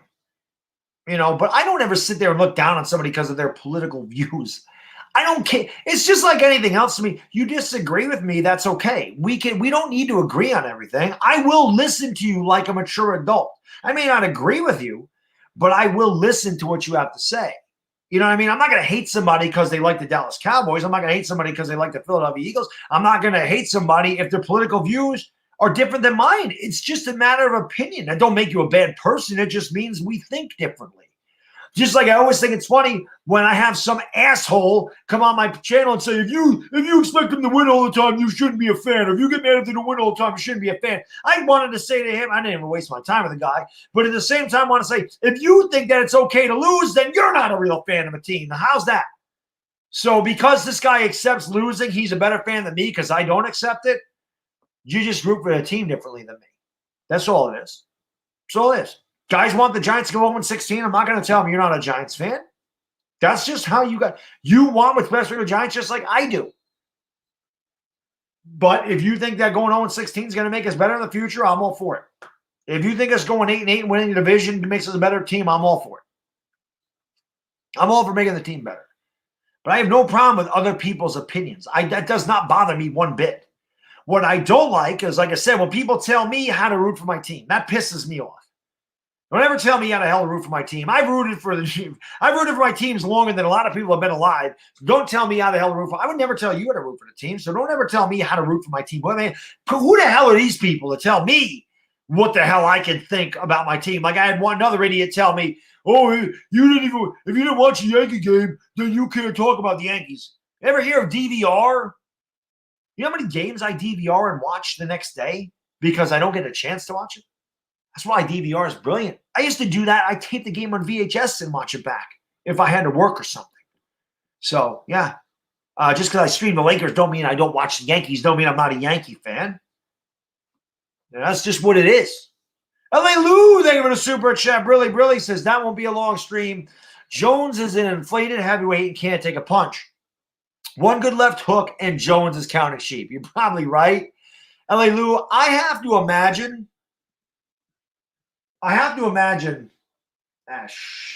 they're not going to get over. Damn it. Oh, Clemson has the ball at the 10. They're not going to score. Please score.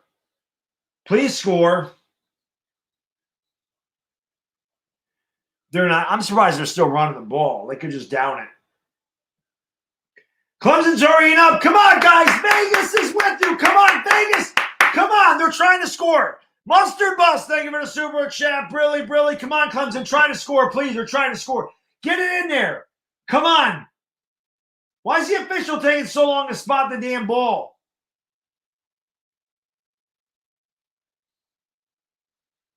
Get in there. Push. They marked him down at the freaking half-yard line.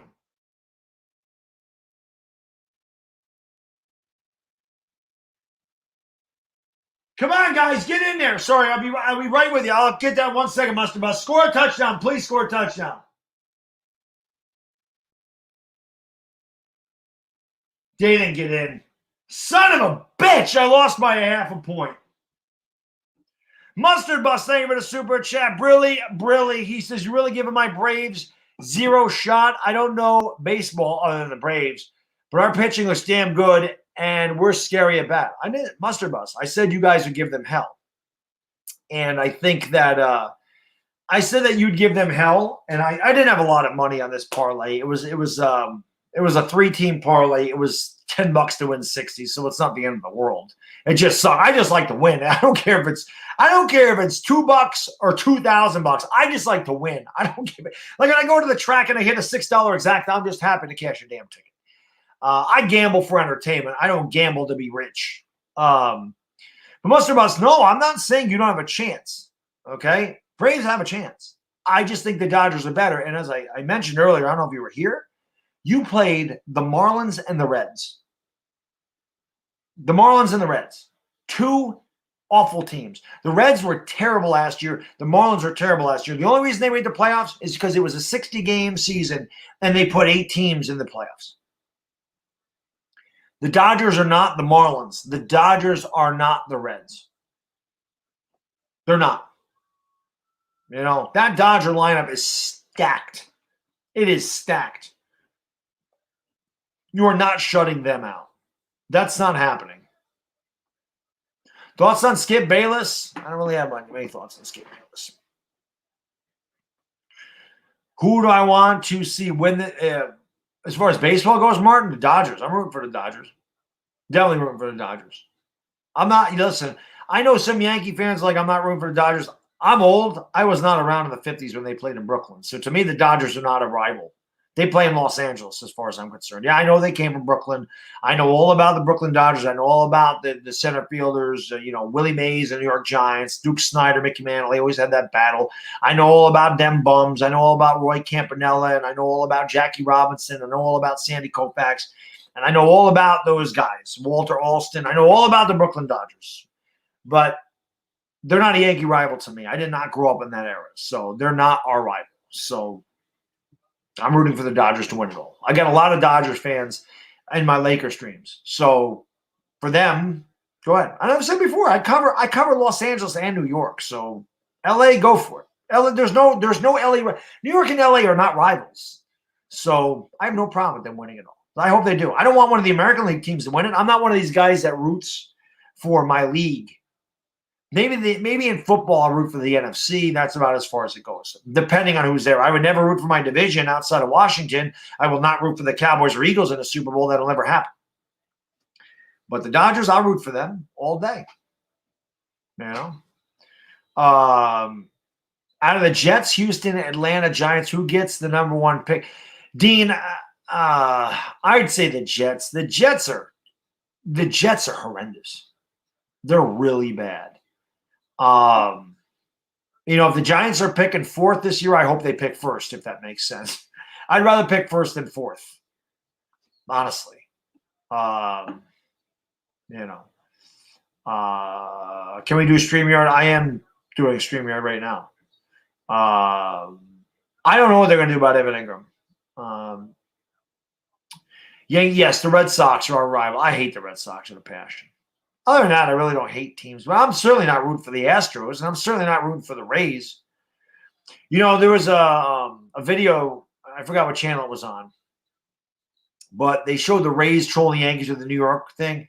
And I commented on there about, I was like, yeah, Tampa Bay is one of the most classless organizations in the league. I said, this is a freaking team that has the worst stadium in Major League Baseball, and they can barely draw 10,000 people. And they're trolling. And all these Rays fans came at me. They were all upset over that comment. They were telling me I'm salty. They were telling me F you, all this stuff. I'm like, Jesus, one comment got under their skin. And you know why that comment got under their skin? Because it was absolute fact. Tropicana Field is a dump. I have been to, 14 stadiums in my lifetime. That is by far the worst stadium I've ever been to. It is an absolute, it is the worst. It's not close. They have catwalks and D-rings, and it is dark. It is dingy. It is disgusting. That stadium sucks, and they don't draw anybody there.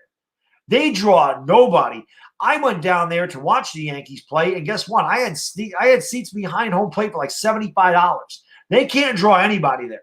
They ought to take that team and move it to Montreal. Tampa Bay is a joke. It's a joke. Maybe not their organization. The players are not a joke, but that organization, that fan base, everything about that place, Tropicana Bay, it's a joke. None of them are around any other time. If you want to talk crap about the Yankees, how about you go to a damn game and support them? It's obvious they don't go there, and they wouldn't draw 11,000 fans a night. So if you actually gave a damn about your team, especially how cheap the tickets are, you could go there and watch them for nothing. I mean, when I was there, they had $2 seats out there in the freaking outfield. There were $2 to sit in the outfield. And the hot dog, you got like it was like $1 hot dogs. It's weird, and they still can't bring anybody in there. Or don't talk to me about how great your franchise is, or talk crap about me because you can't draw anybody. Get the hell out of here. Yes, they are finesse. When the Yankees or the Red Sox go play in Tampa, the crowd doubles because Yankees and Red Sox fans go there. The reason there's so many Yankee fans in Tampa, there's a couple of reasons. Number one, a lot of Floridians are transplanted New Yorkers. Why? The weather's nicer. We take our New York pension. We go to Florida. There's no taxes. Where do you think I want to move when I retire and get my New York State pension? Because you take your New York State pension, you're getting New York money. You move south, the cost of living is so much cheaper. You live like a king for the rest of your life down there, and the weather's nicer. That's one reason. Number two, for years, they did not have teams in Florida. They didn't. But the Yankees trained in Tampa, Florida, for many years. They had spring training down there, so that was a team that many Floridians saw. There was no Miami Marlins. There was no Tampa Bay Rays. There was no baseball team in Florida until the 90s. That's why. So the Yankee broadcasts are broadcast in Florida. So there's many, many Yankee fans down there. That's just how it goes. But it's not just Tampa Bay. Miami can't draw anybody either. Miami's a terrible sports town. It just is. There's too many things they do. The weather is too nice. Everybody's at the beach. Nobody wants to be inside when it's 85 degrees and sunny. I don't blame them. And it rains a lot there. So a lot of their games get rained on. The Rays have fans. They do, but they're far and few between. That's what I'm saying. Like, Nona, that's exactly why we all moved to Florida. That's why. Why we moved to Florida. You know, I can't believe I lost that by a half a point. I had everything else in that parlay, and Clemson tried.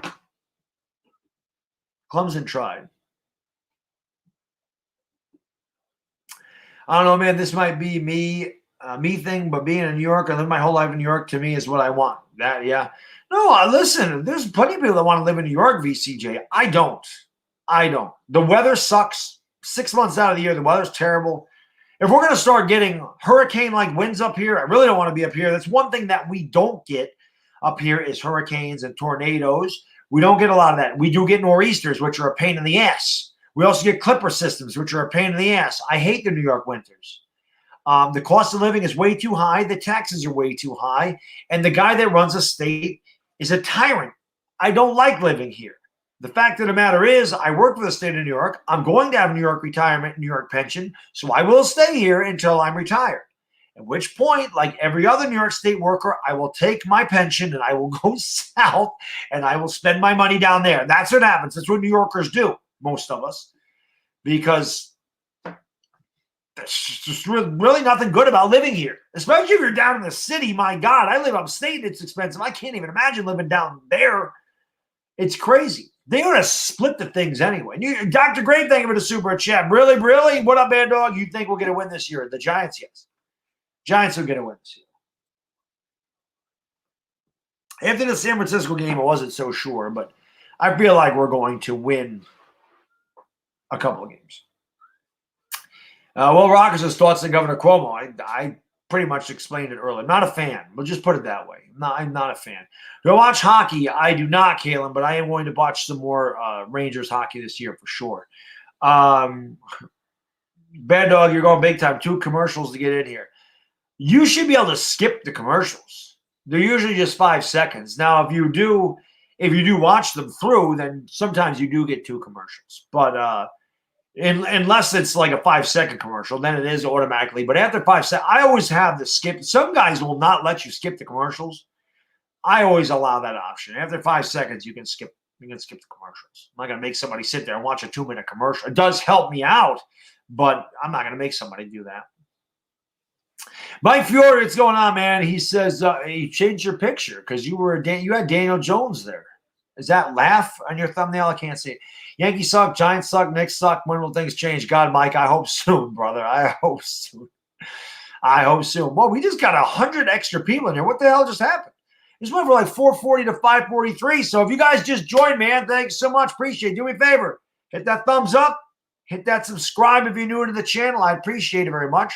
I stream a lot of Giants games over here, all the Laker games, normally Yankee games. It's a weird season this year, but I will be streaming some of the World Series.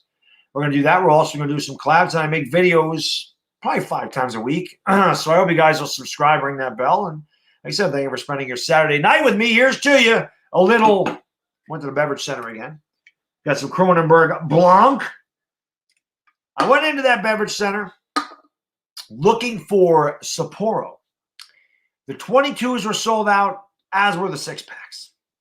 I got the Kronenberg Blanc. I love that beer. I had it last week. I thought about going with the Duval again, but it's $18 for a 4-pack. I didn't want to do that 2 weeks in a row. So I wanted to get Dos Equis Amber. Wouldn't you know, they sold out of Dos Equis Amber too. So every beer that I wanted, they sold out.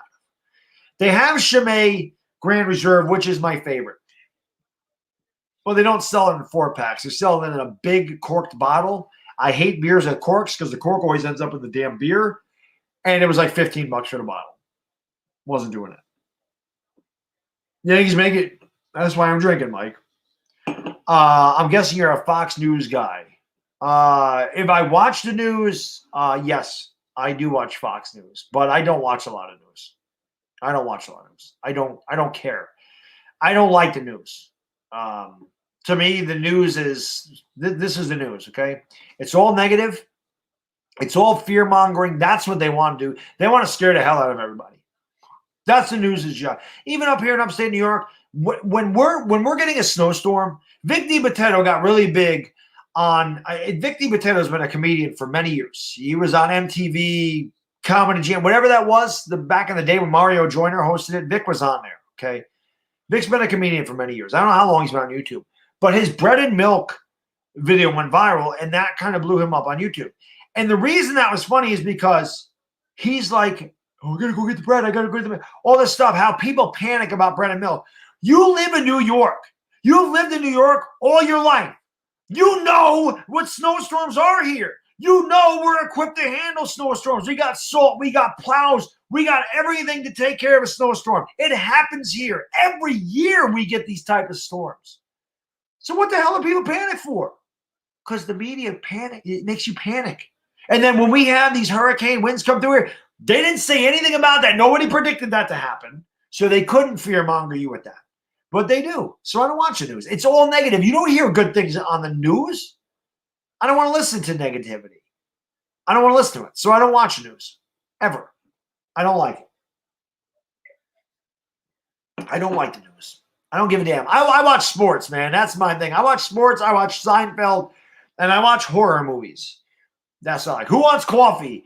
I love coffee. By the way, everybody thinks I always call Vic my uncle because when we first found Vic in the TTC, when we first found Vic, everybody thought he was my uncle. That ass serious, like Baddog. You found your uncle. Yeah, screw the news. I don't like the news. I like sports. That's it. If the Lakers win tomorrow night, Jimmy Butler better cry his eyes out. He probably will. He probably will. Rangers was picked number 1 overall. Yes, they got Alexi Lafreniere. I was very excited about that because he's going to go with Capo Caco. The Rangers are a very young team, and now they just got the best prospect in years. Rangers are going to be fun to watch next year. Rangers are going to be fun to watch. One thing I want to do, now that I'm going to stream, because I can't do a hockey game. I've tried. It's embarrassing. It's embarrassing. But what I would like to do next year is if Hot Take Hockey's doing a Rangers game, I would like to stream it with him where I'll just kind of react. I won't say much. I'm not going to do the play-by-play. Same thing with Isles Girl. Like, if they would stream with me, like when the Rangers play the Islanders, I would love to stream with her. Again, I'm not going to call play-by-play, but I can react to it and kind of talk about what happened. But I can't call play-by-play hockey. I have no idea how the hell John does that. I have no idea how the hell Hot Take Hockey can call the hockey game like that. He is really good. He is by far the best hockey channel on YouTube. It's not close. That guy got me interested in hockey again. That's how good he is. John is very good at calling hockey games, and it's not close. He is the best. He's the best. And he's a lot like me. He gets very hyper. He gets very into it. He just likes a good game. And I can respect that because that's the way I am. You know. You've never eaten pizza with pineapple? As well you shouldn't, Hassan. That's a sin. Pineapple does not belong in a pizza. Don't belong in a pizza. You watch William Watson. I did stream a Ranger game just for you a couple of years ago, William. Just for you, I did that. And it was embarrassing. I did, though. I streamed that just for you a couple years ago. It was bad. KCP was pretty good last night. He was. Yeah, Hot Take Hockey. I subscribe to him if you have not, man. He is very good. They probably will, Max. But it'll be fun. It'd be fun to beat the hell out of them. Is LeBron the GOAT? No. To me, it's Jordan. If anybody's my age, a little older, a little younger, Jordan's always going to be your GOAT. It depends on the area you grew up in. It's going to happen with every player. Guys a little older than me are going to say Kareem Abdul-Jabbar is the best ever. Guys a little older than I'm going to tell you Wilt Chamberlain's the best ever. It's just the way it is. Guys that are maybe 10 years younger than me are going to say Kobe Bryant is the greatest ever. Guys that are 20 years younger than me are going to say LeBron James is the greatest ever. It just depends on the era you grew up in. It really does. That's what it depends on. For me, Barry Sanders is the greatest running back in the history of football. Guys that are 10 years older than me are going to tell you it's Walter Payton. Guys 20 years older than me are going to tell you it's Jim Brown. Guys 20 years younger than me are going to tell you it's Adrian Peterson. It depends on your era. It really does. When is A-Rod going to be Yankee GM? I don't know. That might not be a bad idea. I did want him to be our manager, Mo Money. I did want A-Rod as our manager. I think A-Rod would make a great manager. I do. You thought, Hot Take Hockey was my kid? He's young enough to be. That's for sure. But again, guys, thank you for being here, man. 550 in the chat. I really appreciate it. Spike that like button. Hit that subscribe button if you're new, guys. Because with the Lakers ending here at the latest on Tuesday, in the Yankee season being over, like I said, I'm gonna stream a couple of I won't stream all the World Series games, but I do plan on doing a couple of them, especially if the Dodgers are there. I might do a couple of NLCS games. I have to look at my schedule.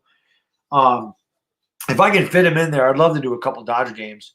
But I'm going to start doing more of these hangouts. I'm going to start collabing with other Giants video makers, other NFC East video makers. I'm going to get back to doing that now that I'm going to have more time with the Yankees and Lakers being done with their seasons. It'll give me a lot more time during the week. It'll give me all the time during the week. So, yeah, man, subscribe to the channel. That'd be great. Hit the thumbs up. I think you'll enjoy the content here. Like I said, I am not going to make any apologies for who I am. I am very loud. I'm very opinionated. I'm very stubborn. I'm Italian, and I'm a New Yorker. This is just how we're wired. We are impatient people. We are hustlers. We are hyper. And we are certainly loud and obnoxious. There's no doubt about it. It's just dog eat dog in New York. That's how it is. That's how we are. And news on McKinney. He's on the IR, so McKinney's not going to be back until the end of November at the very least. Yankee season's over before the Giants. Well, not really. But it's about the same. Well, you actually, Finez, you're right, because the division is so bad that the Giants season really isn't over. The Giants season is just beginning. So you're right. This year, the Giants season actually lasted longer than the Yankee season. Is Markieff Morris dumb? No, I don't think he's dumb. I think he panicked. I don't think he's dumb. I think that he panicked. JJ, how can I be the man? He's the man. Haskins is trash. I said that since day one. Screw the Rays and the Asterisks. I completely agree, Dan. Completely agree. Dodgers better win for ratings. Nobody wants to see the Rays or Braves. I would like to see the Braves. I think the Braves are good, but I can tell you this: the ALCS ratings are going to be horrible. They'll be horrible. Nobody's going to watch that series. They will watch the NLCS because the Braves are a very good team, and the Dodgers are a big market. Houston, nobody gives a damn about them. They cheated. They'll never have any respect. And Tampa Bay, nobody's watching Tampa Bay. Nobody gives a rat's ass about the Tampa Bay Rays. Nobody cares about that. That'll be the lowest rated ALCS in God knows how long.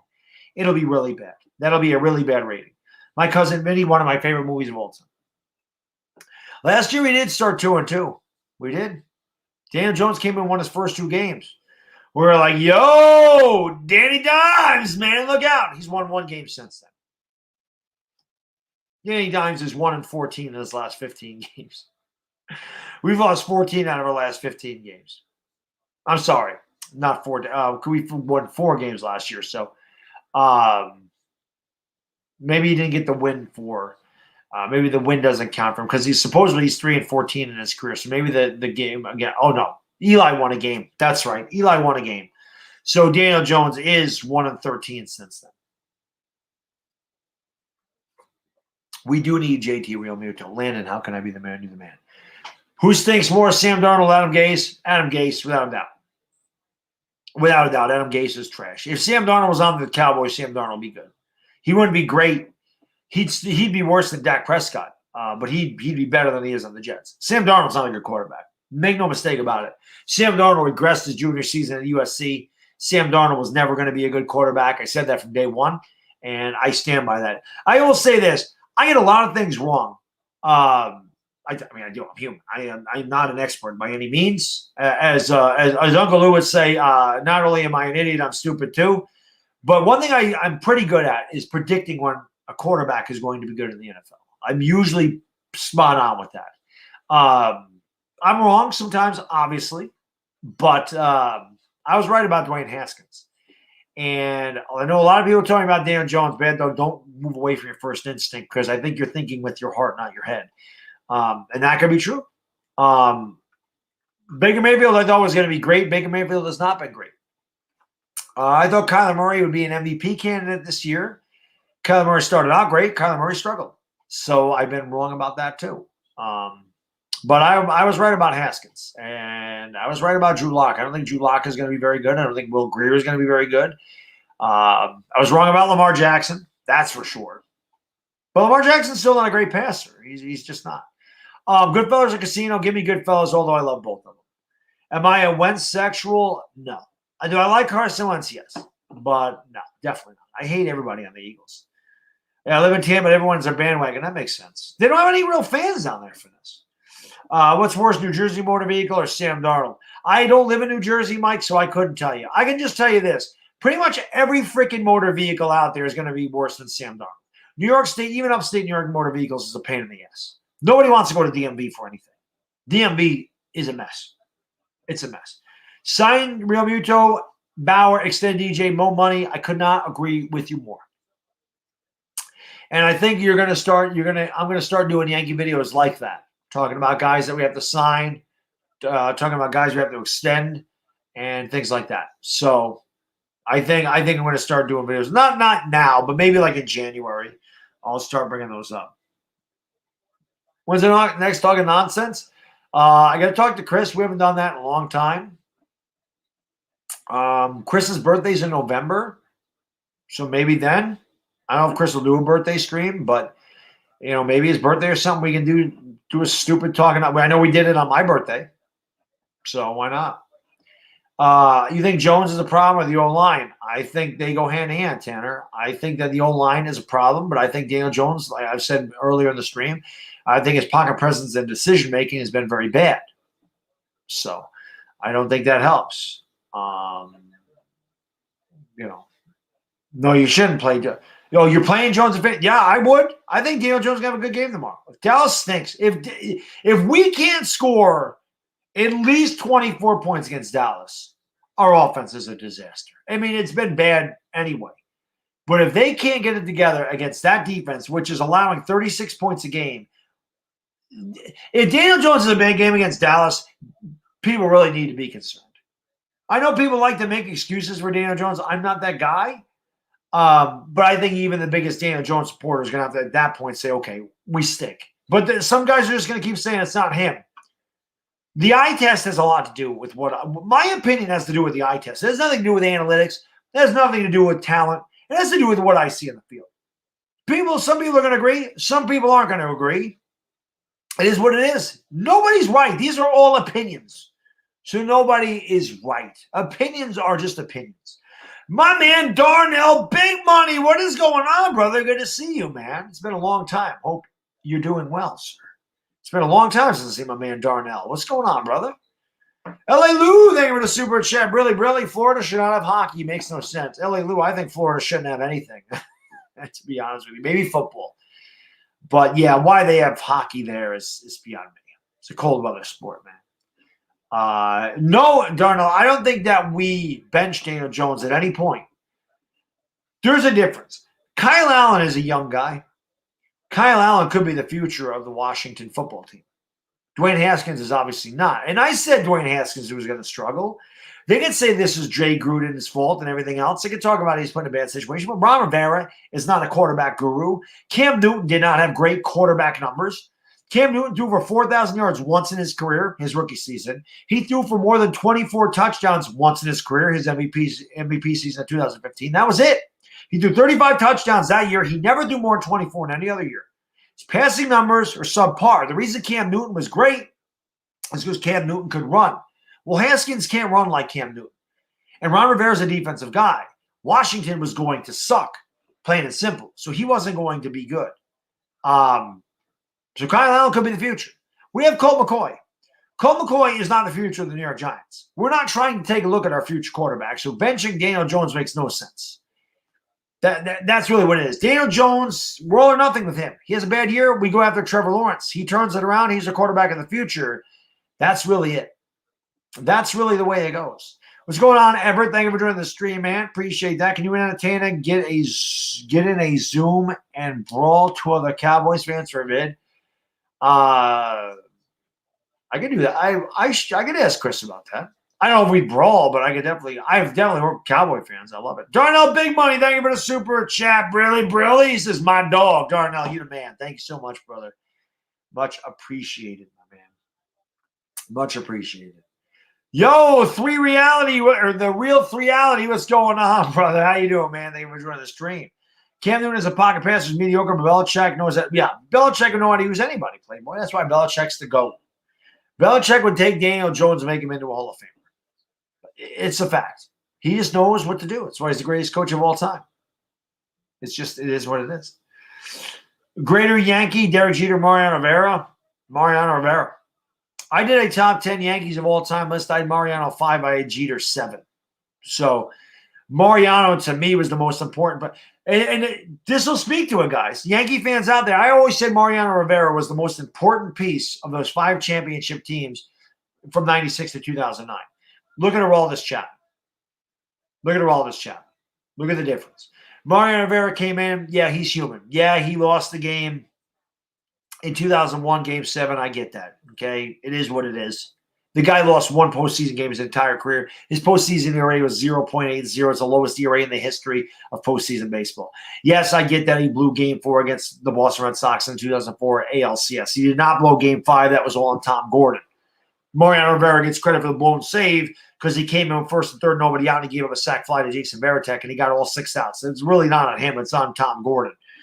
But Chapman gave up a 2-run homer to Rajai Davis in the bottom of the 8th when the Cubs were trying to win the World Series in Game 7. So he choked there. The Cubs ultimately did end up winning, but he choked and gave up the homer to Rajai Davis. Rajai Davis ain't a home run hitter. Gave up a homer to Altuve end of the series and gave up a homer to, I don't even remember the damn guy's name last night. He gave up a home run to him. That ended up costing the series. Mariano Rivera is the best.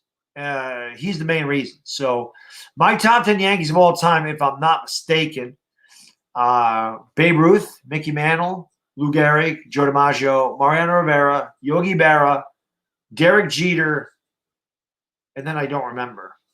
I don't remember who I had 8, 9, and 10. I don't remember who I had 8, 9, and 10. Rousseau, right? I knew it was a hockey name. I couldn't remember his name. Jeter's wife is hot, yeah, because Jeter's a millionaire. So Jeter ended up marrying a woman half his age. Jeter did it right, guys. Jeter got all the tail in the world. Jeter was not married when he played baseball. He went out there and he gave away gift bags to all the prostitutes that he brought in, but Jeter got his piece, right? Jeter did what he had to do. He wasn't married. He wasn't committing an affair. He not like Chipper Jones. He didn't do any of that stuff. And we all know that baseball players all have affairs. And I think that when women marry these guys, they know the deal. They're out on the road 180 days a year, whatever the hell it is. They're going to have pieces of ass in every freaking city that they go to. Women don't care because she's taking care of the rich. She don't care. Jeter did it right, though. Jeter didn't care. Jeter banged everything that he could, including Mariah Carey, Jessica Alba. There was another celebrity that he nailed. I forgot who the hell it was.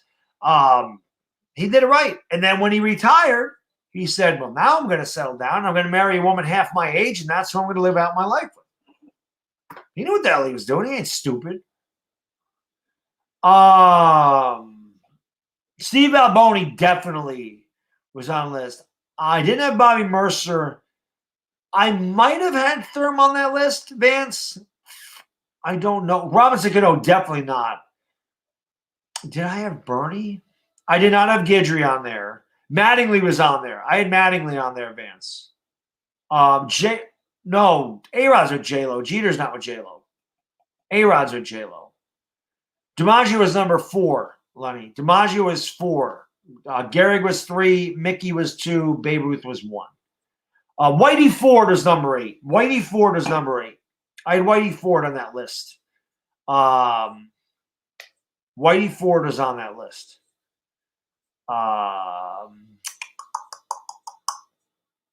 Who would I want to sign in free agency? JT Realmuto and Trevor Bauer are definitely 2 guys that I want the Yankees to get. Thurman Munson was your favorite Yankee? So I'm guessing you're a little older than me, Wallow. He was my dad's favorite Yankee. My dad always talked about Thurman. Loved Thurman. I was 3 years old when Thurman passed away, so I never got to see Thurman Munson play. If I would have saw him, it would have been at the end of his career. But I know all about Thurman Munson. He is one of my all-time favorite Yankees. As a matter of fact, I want a Thurman Munson jersey. This is why people ask me, they're like, who's your favorite team? And it's the Yankees. And I don't make any bones about it. The Yankees are my favorite team of all the teams I root for, and it's not close. I love the history of the New York Yankees. I love baseball. Baseball is my favorite sport. I love the history of baseball. I'm a big sports card collector. I love baseball cards. I love like I said, I love the history of baseball. Cooperstown's about an hour and a half away from me. I used to go there a lot. Obviously having my son, I can't, and now I think it's closed because of the whole COVID thing. But once that opens back up, I definitely want to bring my son there. I love Cooperstown. I love going to the Hall of Fame. I used to go at least once a year, sometimes twice, 3, 4 times a year. I love Cooperstown, and I love the history of the Yankees. So, Thurman Munson obviously was a big deal, and I just look at Thurman Munson's grit and his toughness. And it might have been, I think it was L.A. Lou. I don't know if L.A. Lou is still in here. L.A. Lou put a comment on my Yankee video, and he said, I think it was L.A. Lou that said it, because this makes sense, because L.A. Lou is a historian as well. L.A. Lou loves the history of baseball. He said that Thurman Munson went out to Goose Gossage, one of the greatest closers ever, when he was in a bad streak. And Thurman Munson said to Goose Gossage on the mound, how are you going to lose it this time? How are you going to lose the game this time? Can you imagine? Can you imagine somebody going out and saying that to the pitcher? Can you imagine Kyle Higashioka going out to Aroldis Chapman going, how are you going to blow the game this time? Can you imagine this day and age someone doing that? Thurman Munson was a tough son of a bitch, a captain, and clutch as hell. That's the kind of ball player I want. And he's a fighter, and he was tough as nails. That guy was tough as nails. That's the guy I want on my team. That's the guy I want on a foxhole with me is Thurman Munson. That's the type of teammate you want. You want a team full of Thurman Munsons. So Reggie was great too. Again, I missed the 70s Yankees. I was very young. I was born in 76, so I missed those World Series. My grandfather was born in, God rest his soul. My dad and grandfather both passed on now, but my grandfather was born in 1919. So Jake, thank you for the super chat, brother. I really appreciate that, man. Brilly says, love the content, bro. Keep it up, man. I appreciate that, Jake. Thank you so much for the super chat. Thank you for the compliment, man. I appreciate it very much. So my grandfather, he saw the 30s Yankees. He saw DiMaggio. He saw, Gehrig when he was young, but he saw DiMaggio. He saw, Mickey Mantle. He saw the 50s Yankees. He saw the 60s Yankees. He saw Roger Maris. He saw Mickey Mantle. He saw Whitey Ford. He saw Phil Rizzuto. He saw Billy Martin. He saw Yogi Berra. He saw all those guys. He grew up with those dynasties. My dad, he had the 70s Yankees. He had his players. He had Mickey Rivers. He had Ron Guidry. He had Thurman Munson. He had Reggie Jackson. He had Chris Chambliss. He had Gator. He had Willie Randolph. Those were all his guys. And I remember when the 1980s was the first decade in a long time the Yankees did not win a championship, which is when I started watching. They're very close in 85. They won 97 games. If there was a wild card, they would have made it. They won 97 games in 1985. Toronto won 99. It was the year I really, really started getting into baseball. 86, they had a bad year. Boston was really good that year. Yankees had a bad year. 87, they were leading in August. They were up by like 5 games. They completely collapsed. And in 1988, same thing happened. Then from 89 to 92, they were bad. 1995, they got into the wild card. I was so happy for Don Mattingly. He was my guy. I love Don Mattingly. Guys my age love Don Mattingly. He was the man. Lost a heartbreaker to the Mariners. I cried. It's one of the few times I've ever cried when my team lost. Like, I cried my eyes out when they lost that series. It was heartbreaking to me. And I never thought I was going to see them win a World Series. I'm like, what do I have to do to see him win a World Series? My dad has his dynasty. My grandfather had a few dynasties. What do I get? And then I got spoiled. I got my dynasty. I got my Jeter. I got my Posada. I got my Andy Pettitte. I got my Bernie Williams. I got my Paul O'Neills and my Scott Brociouses, my Mariano Riveras. I got my guys. I got those guys. You know what I mean? I got my Tino Martinez's. I got my dynasty. And it was great. Hopefully my son has one too. But I never thought I was going to get to see them win a World Series. And I got my dynasty. So, but that's the big reason I love it. Goose Gossage was another one, part of this. Sparky Lyle. Like I said, I freaking I love the history of the Yankees. I love the Yankees. I love them. That's why I'm so hard on them. That's why I get so pissed off when they lose. That's why I get so mad at them. That is why I am harder on them than anybody else. And it's because I'm spoiled. I completely admit that. This was a team that from 1995 to 2007 was in the playoffs every year. Won the division every year from 96 to 2007. Every year, 12 years in a row, they won the division. They were in the playoffs from 1995 to 2007, missed in 2008, and they were in the playoffs in 2009, 2010, 2011, 2012. So they were there all the time. And now they're back again. And then they went out and they signed Garrett Cole. So, yes, I expect a lot of my Yankees. And when they don't perform, I get really pissed off because I got spoiled. Completely admit that. With the Giants, I'm spoiled that I saw 4 championships, but they got spread out over time. The Yankees were a dynasty, and they were the best team in baseball for 15 years. So I got spoiled. LA Lou, thank you for the super chat. Really, really, man. I appreciate it. He says Munson was a pros pro. He even looked like what a catcher should look like. He always looked like he needed a haircut and a shave, lunch pail pro. My dad had that look, LA Lou. My dad always had that beard going on, didn't cut his hair when he was younger. I always said my dad went with the Thurman Munson look. My dad went with like the Thurman Munson, Kenny Loggins look. Kenny Loggins had the flannel shirt and a beard in the 80s. I'm like, my dad was totally Kenny Loggins back in the day. Jesse Rivera, thank you for the super chat. I appreciate it, brother. Brilly says, great show, dog. Night, everyone. Jesse, have a great night. Says, don't forget to tip your host. Go Giants. I appreciate that, man. There's never don't ever feel the need to tip. I just appreciate you guys being here. But I do appreciate the super chat, Jesse. Thanks so much, brother. I appreciate it very much, my man. I think I saw my man Benjamin Gwynn in here, and there he is. They came up with this analytical approach. Camillo, I completely agree. Analytics don't win in October. They don't. And like I said, somebody said to me, well, Tampa Bay is one of the most analytical teams in baseball. How many championships does Tampa Bay have? Because the last I counted, they have none. The last time I checked, they've been in one World Series. One. So analytics don't mean a damn thing.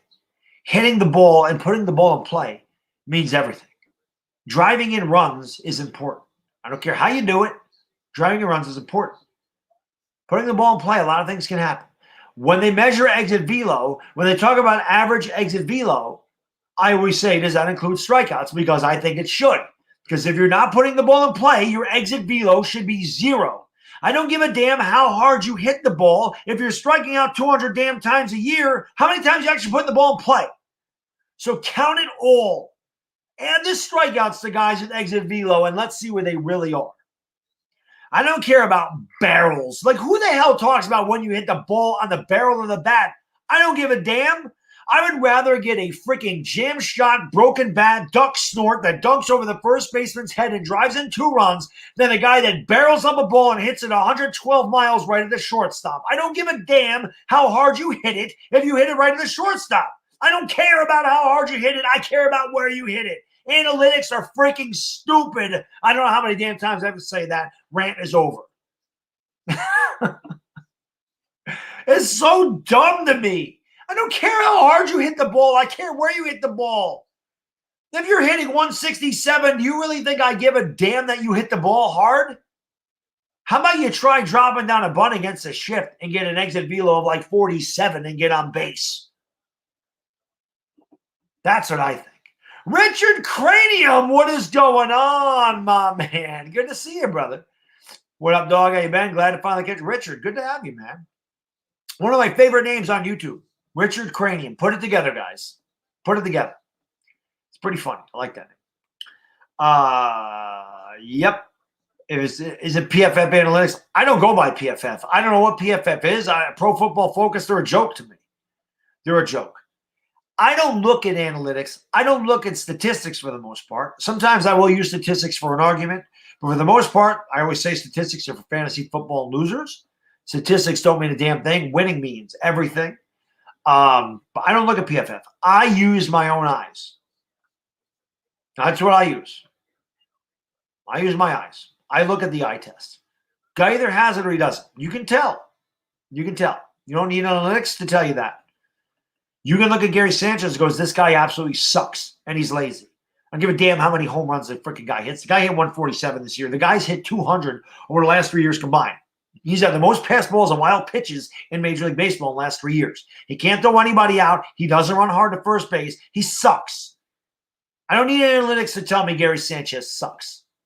I don't need that. I can watch the game. Yogi Berra said it best. You can learn a lot, or what does he say? You can observe a lot by watching. Alex Rodriguez said the other day, bring in these Harvard guys and get them to explain what Boone did in games 2 and 3 were good. Exactly, Playboy. Can you tell me why Aaron Boone hits Mike Ford, who hit 095 this year and didn't have a hit since August? Why he's hitting and Clint Frazier isn't? Can you explain that? Oh, he's due? Are you kidding me? I am so sick of matchups. Oh, he's got bad numbers against this guy. I can't even say. Let's just use this as an example. Giancarlo Stanton. I'm just going to use him as an example. Giancarlo Stanton, 4 games. He's 9 out of 13 with 4 home runs and 9 RBIs. He's on fire. So he's going against the guy that he doesn't have good numbers against historically. And you bench him. That's stupid to me.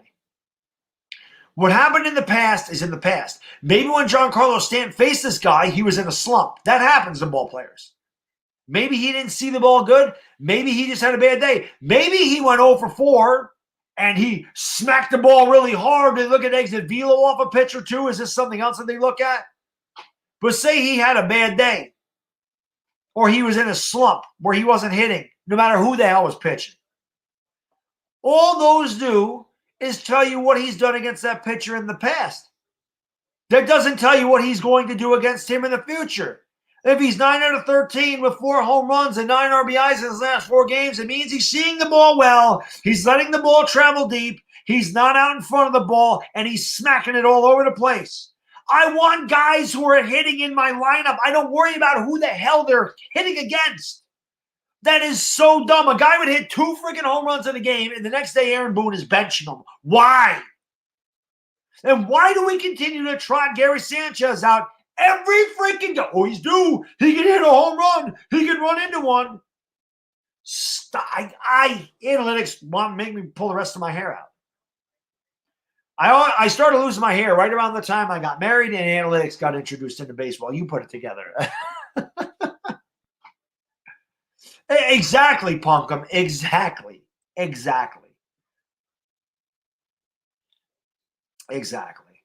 Mike Ford explores. Listen, Lake Nona, I like Mike Ford. I like Mike. I lovingly call Mike Ford Fat Mike. I root for Mike Ford. I like Mike Ford. But the fact of the matter is, Mike Ford hit like trash this year. I would have rather had Mike Talkman in the game. I like Talkman a lot.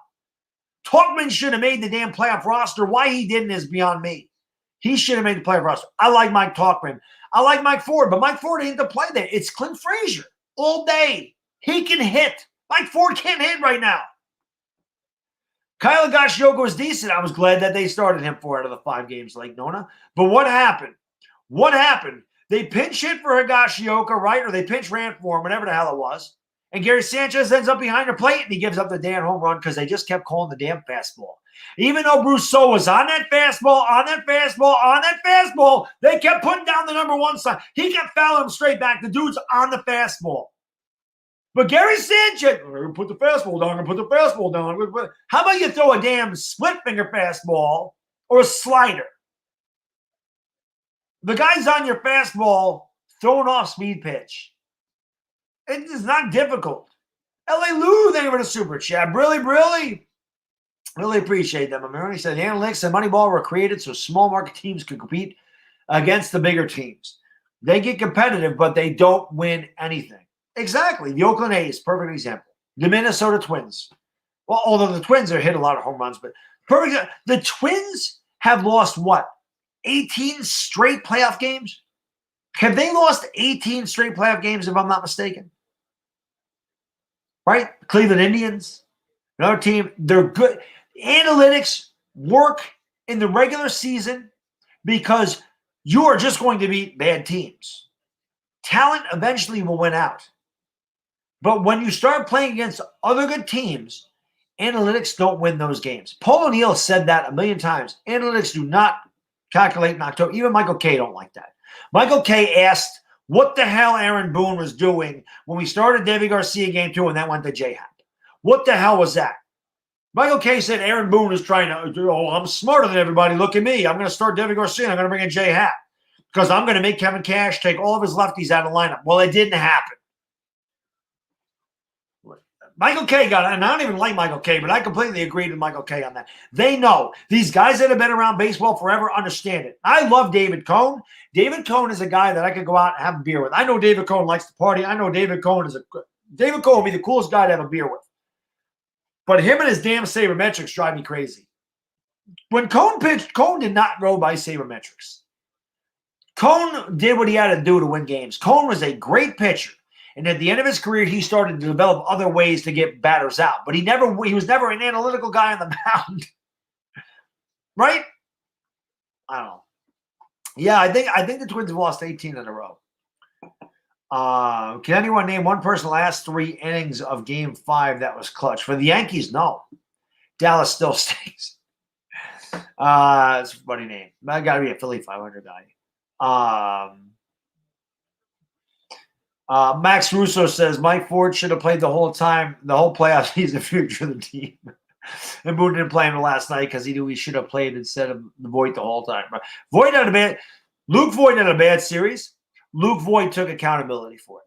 I love that. Luke Voit said, I played terrible. Luke Voit, in my opinion, should win the MVP. The Yankees would have never made the playoffs without Luke Voit. Luke Voit had a bad series. I still love Luke Voit. Luke Voit had a bad series against Tampa, and he admitted it. He didn't say they pitched me well or, they made good pitches on me. They did a good job. I can't stand when baseball players say, we got beat by a better team. He was hitting his location. Shut up and hit the damn ball. I don't give a damn if the pitcher was hitting his location. Take accountability. Say, I played like crap, which is what Luke Voit said. He said, this sucks. This sucks. I got to be better. Love that guy. You want to be popular in New York or you want to be popular? I don't know if it works in Philadelphia. I should say that. I'm not a Philadelphia fan. I know they're very similar to us. You want to be popular in New York, do 2 things. Number 1, win. Number 2, if you lose, take accountability and be honest and say, I stink and I got to do better. Fans will respect you for that. They may not like the fact that you failed, but if you can come out and say, I need to do better, I failed, I was bad, they will respect the hell out of you for being honest about it. That is the way you want to get over with New York fans when you're bad. That is how you do it. You take accountability and say, I was terrible. I put it on me. This was my fault. Plain and simple. It's not hard, but so these players have got such a damn ego that they can't allow it. They can't say I was bad. It has to be an excuse, which is part of this generation where constructive criticism is not allowed because you might hurt somebody's feelings. Okay, when I played sports and we're going back into the 80s and early 90s, if you were second, you were last. You did not get participation trophies back in 1989 because you played baseball. If you didn't win, you didn't get shit. It was just that simple. It wasn't about, I'm worried about hurting your feelings. No. I don't want everybody got so soft. I don't get it. I don't understand. I don't. People's mental capacity is that of a marshmallow these days. They just can't admit it. These guys are so egotistical in every sport. They just can't admit that they stunk. Just like a lot of video makers who are younger people can't just come on and go, I was wrong. Like it's like an ego thing or something. Oh, I was wrong. I can't say I was wrong. I got to make an excuse. I don't give a damn if I'm wrong. I'm human. I'm going to be wrong. I'm going to make mistakes. I'm going to make errors. I've been wrong before. I'll be wrong again. I don't give a damn. As part of being on YouTube, you put yourself out there. You have your opinions. You're going to give your thoughts, and you're going to be wrong sometimes. Is what it is. And when you're married, you're wrong all the time, and any guy out there that has a wife understands what I'm talking about. It's very rare that we're ever right. Mr. Mini Guy, thank you for the super chat. Brilly, appreciates. The second is the first loser, exactly. No, it started before Obama got elected. This has been going on for a while. Some coaches in all sports are just there to comfort their players. Exactly, that's the problem. Dallas still stinks. That's what happened with the Yankees. Girardi was not a guy that massaged the player's ego. They were not. They did not massage a player's ego. Girardi let you have it. That's why they brought in Aaron Boone. The players didn't like Girardi because Girardi was tough on them. Bill Belichick's tough on his players. Guess what? Bill Belichick wins. Tom Brady's my age. Guess what? Tom Brady's tough on his players. Guess what? Tom Brady wins. Right? They win. Bill Parcells tough on his players. Guess what? Bill Parcells won. Vince Lombardi tough on his players. Guess what? Vince Lombardi won. They won because they demanded and expected their players to execute. And if they didn't, they heard about it. That's why I like Joe Judge. I feel like he comes from that school. The guy says, didn't the Royals win a World Series with analytics? Just say, no, they did not. You know why the Royals won the World Series? The same reason the 2018 Boston Red Sox won the World Series. You know why? Had nothing to do with analytics. Look at their average runners in scoring position. Look at the way they went first to third on singles. Look at the way they moved runners over, got them on, got them over, got them in. Look at the sac flies. They did not hit home runs. The Kansas City Royals did not hit home runs. The Kansas City Royals won because they put the ball in play and they got timely hits and they ran the bases well and they played good defense. That is why they won. That has nothing to do with analytics. That has to do with playing fundamental baseball. That has to do with fundamental baseball. No, they didn't win with analytics. They won with good baseball. That's what it was. Abstract Life's what's going on, man. Thank you for your stream. See a lot of my Dog Pound members in here, man. Just want a big shout out to the Dog Pound guys. I want to say, because I don't say it enough, man. To the members of my channel, the guys that are members, the guys and girls that are members of the Dog Pound, I really appreciate that because that is something that you guys and girls do not have to do. And that means the world to me that you would think that highly of me or my channel or my content or whatever, that you would become a member. So I appreciate that very much. And I don't know, Benjamin, are you still in here? I don't know if Benjamin is still in here or not. One of my early impressions of Spencer Rattler, K.I. Rattler's a freshman, so I'm going to give him the benefit of the doubt. Landry Jones was really bad early on in his career, ended up being a good quarterback for Oklahoma. Remember, Kyler Murray and Baker Mayfield both transferred to Oklahoma because they were both terrible where they were, right? A&M, they didn't think very highly of them at all, right? I was confused. I think Baker went to Texas Tech and Kyler went to A&M. I could be wrong, but they didn't think very highly of him. They both went to Oklahoma. They both ended up being really good. I think Spencer Rattler has a lot of talent, but he's got to stop turning the ball over. He's a freshman. He'll get better. And Oklahoma's offensive line is not as good as it's been in previous seasons. Their running game hasn't been as good as it's been in previous seasons. Now, TJ Pleasure had a big game today because Texas can't stop a nosebleed. There's just something about Texas in general. They don't know how to play defense in Texas, which is why I think the Giants have a good chance tomorrow, which is why I wanted to hang out with you guys tonight because I'm feeling good. I'm feeling good about it. It's because they face the bum-ass Mets. No, the Mets are good that year, Mo Money. I wanted the Mets to win. I wanted the Mets to win. Yo, Damian Ramey, man. Thank you, brother. Appreciate that. I don't see Benjamin out here because I see KP is in here, and Benjamin always says, I should take KP's mod away because KP is not a member. Danny, thank you for the super chat. Really, do you think Wentz can turn it around? I think Wentz is very talented. I think, I'll say this, Danny, much like Daniel Jones, much like Giants fans talk about Daniel Jones having no talent around him. Who the hell does Carson Wentz have? Your offensive line was bad to begin with, and now it's destroyed and besieged by injury. You have no offensive line. You have no wide receivers whatsoever, right? Nobody. Who the hell is he throwing to? Who the hell is the guy that made the play against San Francisco? I don't even remember the guy's damn name. He's got no talent around him. I'm not talking about the Giants fans want to make excuses for Daniel Jones saying he has a bad old line. He's got no receivers. You can say the same thing about Carson Wentz. Carson Wentz has nobody. I do think Carson Wentz can turn it around. I think Carson Wentz is a good player. Now, granted, there's two things that hurt Carson Wentz. First, the biggest thing that nobody talks about to me, Danny, losing Frank Reich as an offensive coordinator was a huge blow to Carson Wentz. There is not a doubt in my mind. Losing Frank Reich was a big loss. And you look at what Frank Reich's done with the Indianapolis Colts. He's done a fantastic job. I think that was huge. And obviously the torn ACL, he just hasn't been the same player. He's been beat up. He's had nagging injuries. He's had concussions. So obviously he's not the same player, but I think that he is very talented, and I think that he can get it together if they put some talent around him. Michael Brown, thank you so much on the super sticker, brother. Brilly. I actually just bought Bowflex adjustable weights. They finally came back to Bowflex, and I bought them just in case there was another pandemic. Or if I can't get to the gym, now I have weights here on top of my Bowflex. But he says, keep it up. So thank you, sir. I appreciate you. A few curls. There we go. I appreciate that, my man. Is Carson Wentz the next Andrew Luck? No, he won't be as good as Andrew Luck. Unless you mean he's going to retire early, that could definitely happen. I will say this, Jalen Hurts is not the answer for you guys. Jalen Hurts will not be a good quarterback. I'm telling you right now. I'm not trying to troll you. He's not an NFL quarterback. I watch a guy at Alabama, and I watch him at Oklahoma. He can run, and he can throw against the Big 12, and he can throw against college cornerbacks. But in the NFL, that guy's not going to be good. He's a poor man's Taysom Hill. I've said that the whole time.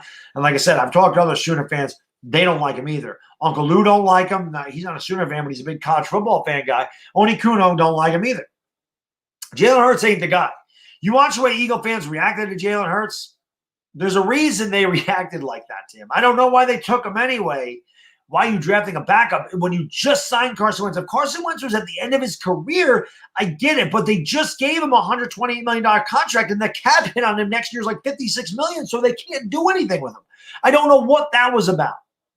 But Jalen Hurts was not the answer there. And that was just – he's just not a good quarterback. And, again, it's because I watched Oklahoma. So I know it. I don't care where – it's like Dwayne Haskins. I didn't care. It's not that Haskins ended up on Washington. It's not that Hurts ended up on Philadelphia. It would not matter where Hurts went. I would not like him no matter where he went. It just happens to be that he's on the team that I hate the most. And I see my man Nigel Freaks in here. Thank you for the super chat, brother. Brilly. He says, if AD is injured, the Heat will win in 5. Vodka shots next stream. No vodka for me. No shots, Nitro. I'm old as dirt, man. I can't drink liquor like that anymore. But we've already gone 5 games, Nitro Freak. It's 3 games to 2. AD's not injured, though. AD finished that game. AD finished that game last night. He's okay. I think he got beat up. I think he was hobbled, but I think he'll be fine in Game 6. And he played well down the stretch. Nitro, he did. But you'll never see me doing shots of vodka, man. I'd be passed out on the damn floor. And you're young. You can get away with that still. I can't. And Nitro, our freaking Yankees, what a crock of crap. What they absolutely sucked in 7. There you go. That makes more sense. But I think AD will be fine. But Nitro, yeah, I know you got to be disappointed about the Yankees. That has to suck. We may hate each other's football teams. We can agree on the Yankees, and that was terrible. That was a disgraceful series, man. That was a disgraceful series. Playboy, where are you at? Analytics in baseball is the NFL equivalent of having a boy genius offensive head coach in his 30s. Who's that? I think that's Joe Judge. The Yankees are a joke. Well, they're underachievers. I wouldn't say they're a joke, but they're definitely underachievers. AD slapped the dude in the face. Yeah, that got a little chippy last night, Richard. Jimmy Butler and Dwight Howard got into it. No, he said, I saw him. He said it after the fact, sports expert. He said in 7. I saw him comment right underneath it. Dan D, what's going on? I think the Yankees should think about moving on from Cashman. Boone sucks. He basically follows Cashman's analytic team. Cashman's done some good things. Cashman traded Aroldis Chapman for Gleyber Torres. Gleyber Torres is going to be a superstar. We ended up getting Chapman back. Now Chapman is bad in a big spot. I've just grown accustomed to that. But Chapman's getting older. That was a good move. We got Chapman back. We got Gleyber Torres. We got Clint Frazier for Andrew Miller. Now this is Aaron Boone's fault for mismanaging these people. Clint Frazier's great. We got Luke Voigt and Gio Urshela for like a bag of chips. We got rid of Chase and Shreve in one of those deals. And, we ended up with two great ball players. In my opinion, Luke Voigt's the MVP of the league. So he's done some nice things. He went out and signed Garrett Cole. What can he do? He got the best pitcher on the market, one of the best pitchers in baseball. He's done some good things. The Giancarlo Stanton trade was stupid.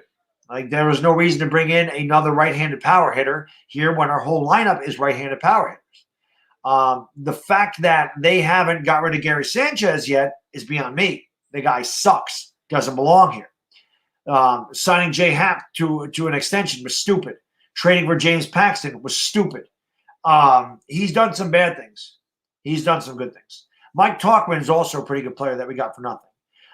Jonathan Loaisiga is trash. Loaisiga doesn't belong in any game. I don't know why Aaron Boone continued to put Loaisiga in the game. Every time Loaisiga came into a postseason game, I said they're just giving up because Loaisiga can't pitch in the postseason. He's scared. You can see it.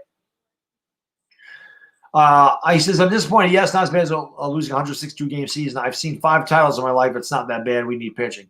I think they're going to go after Trevor Bauer, Nitro, and I also think that the Giants, listen to me, the Yankees should go after JT Realmuto. We have got to get rid of Gary Sanchez. We cannot have that scrub on this team anymore. Can't. We do need pitching, and I think our bullpen's overrated. Now, of course, losing Tommy Kahnle was huge. We needed Tommy Kahnle bad. Am I still all in on Daniel Jones? I believe in Daniel Jones still, but I am losing faith in him with every passing week. Let's put it that way. The fact that Daniel Jones continues to make bad decisions in the pocket and his pocket awareness is bad. And the fact that he is a first read guy and he stares down his receivers, those are very concerning to me. I think he's talented enough to play in this league, but the fact that he's not correcting fundamentals concerns me. And he's got to do a better job. I'm not one of these guys that's going to make an excuse about the offensive line, about the lack of wide receivers, about the fact that he's learning a new system. Well, so is Joe Burrow. He didn't have a training camp, but he's doing just fine. A lot of these guys, none of these guys had training camp. So Daniel Jones, yeah, he doesn't have a lot of talent around him. Daniel Jones is a guy that needs talent around him, but the fact of the matter is he's made a lot of bad turnovers that could have been avoidable. They were avoidable turnovers. Like I said, it's not like he threw a ball that bounced off one of his players' shoulder pads and got picked off, or a ball got deflected at the line and got picked off, or he got blindsided and fumbled. He's made bad decisions with the ball. He's not improving there. That concerns me. When you're a rookie in the league, I get that your pocket awareness is going to be off. You don't understand the speed of the NFL. The defenses can confuse you because the schematics are much more complex than they are in college football. I understand all that. It's an adjustment period. But when you're making the same mistakes within the pocket and you're making the same wrong decisions and you're still a first read guy, that's concerning to me. I think he's talented enough to play in the NFL. He's got to do a better job with the basics. Because if you can't play basic football, if you're turning it over every game, you're going to be a bust. Plain and simple. Some guys don't want to hear that. That's just how it is. Loaisiga is not as bad as Ottavino. Loaisiga is awful. The situation's too big for Loaisiga. Loaisiga's been up and down in the postseason, or up and down in the minor leagues for years. So, don't like it.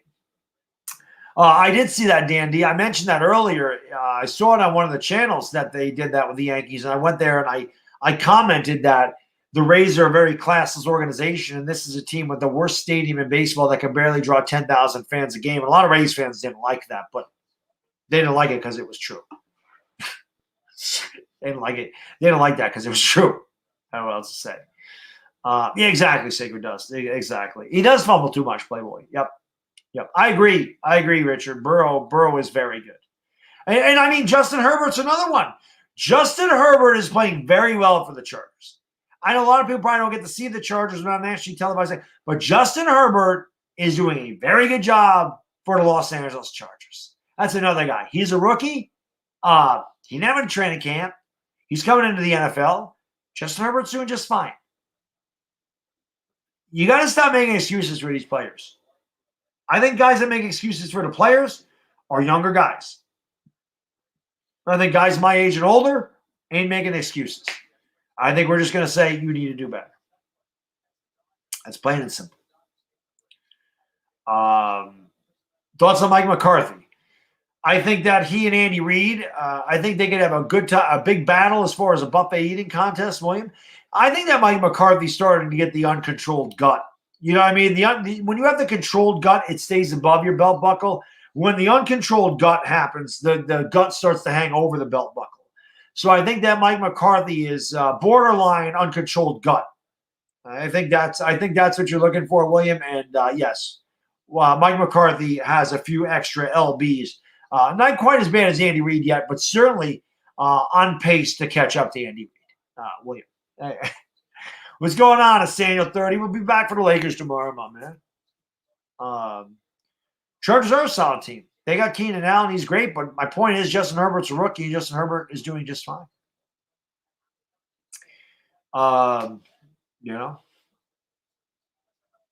Nagy stopped making Nagy stopped making excuses for Mitch, and they put in Nick Foles. This is that simple.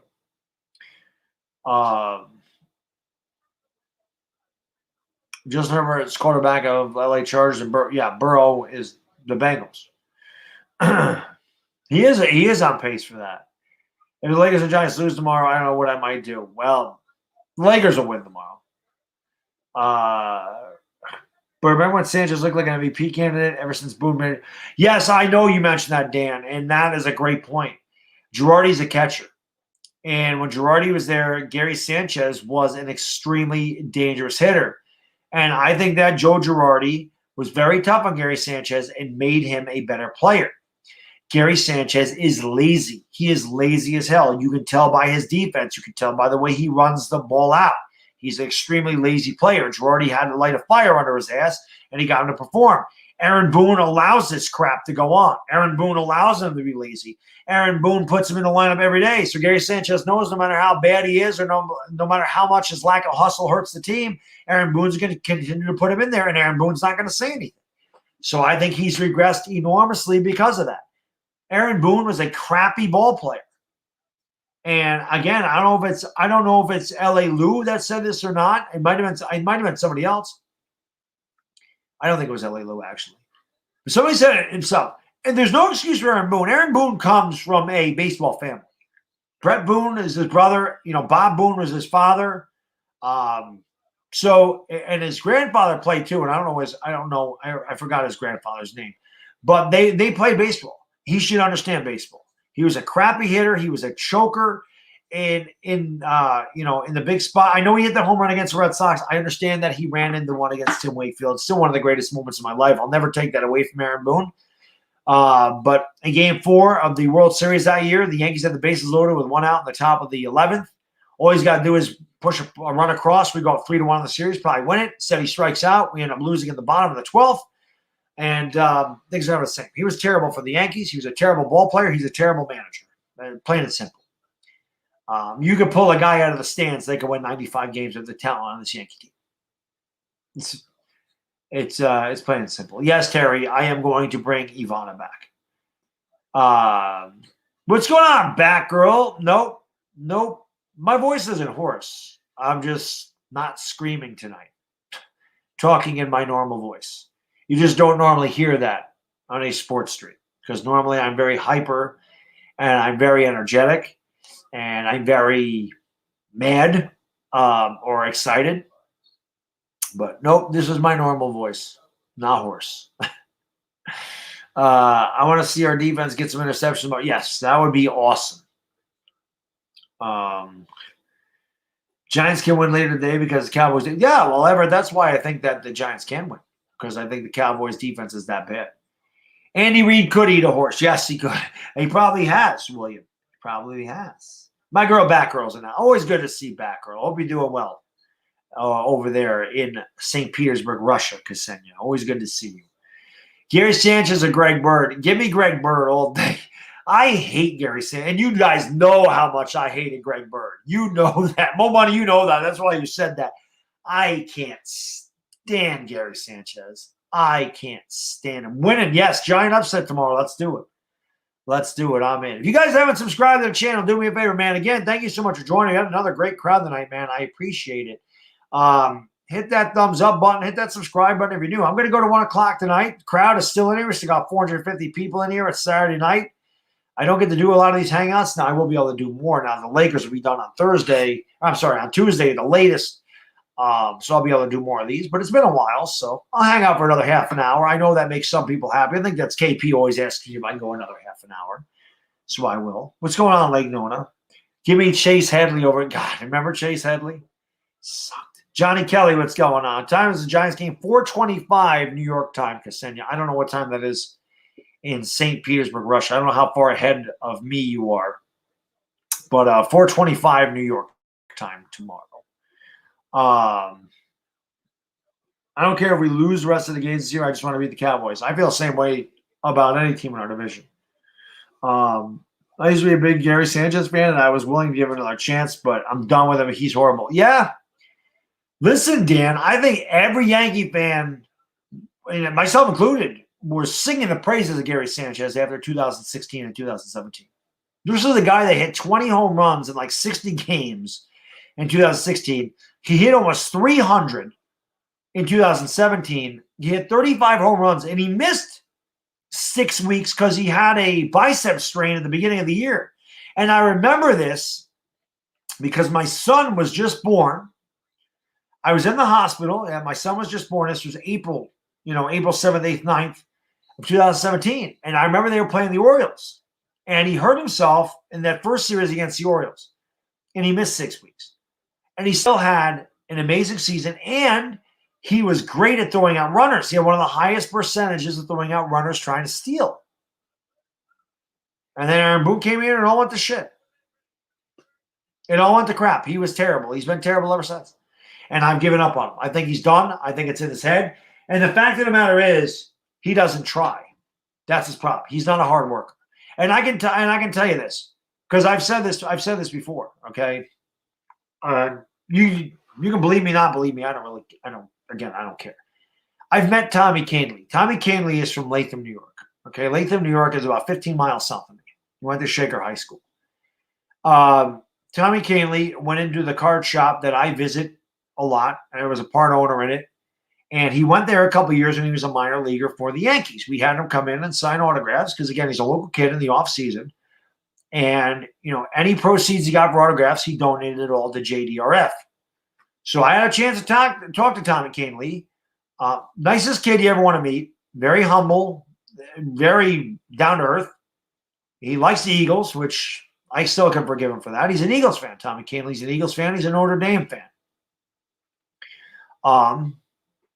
Tommy Kahnle said that Gary Sanchez was lazy even in the minors. He said the guy that he liked throwing to the most was J.R. Murphy. He said he liked throwing to J.R. Murphy. He said J.R. Murphy's a great catcher. He said Gary Sanchez is lazy. He's not a good catcher. He said he can hit the ball over the moon, but he's not a good catcher. J.R. Murphy, he'd rather throw it to J.R. Murphy. Now, you Yankee fans remember J.R. Murphy. He was a backup catcher. He did a nice job for us. He got traded to the Twins, or he signed with the Twins. I don't remember if he was traded. I think he just signed with the Twins. I don't know where he is now. But he's a good player.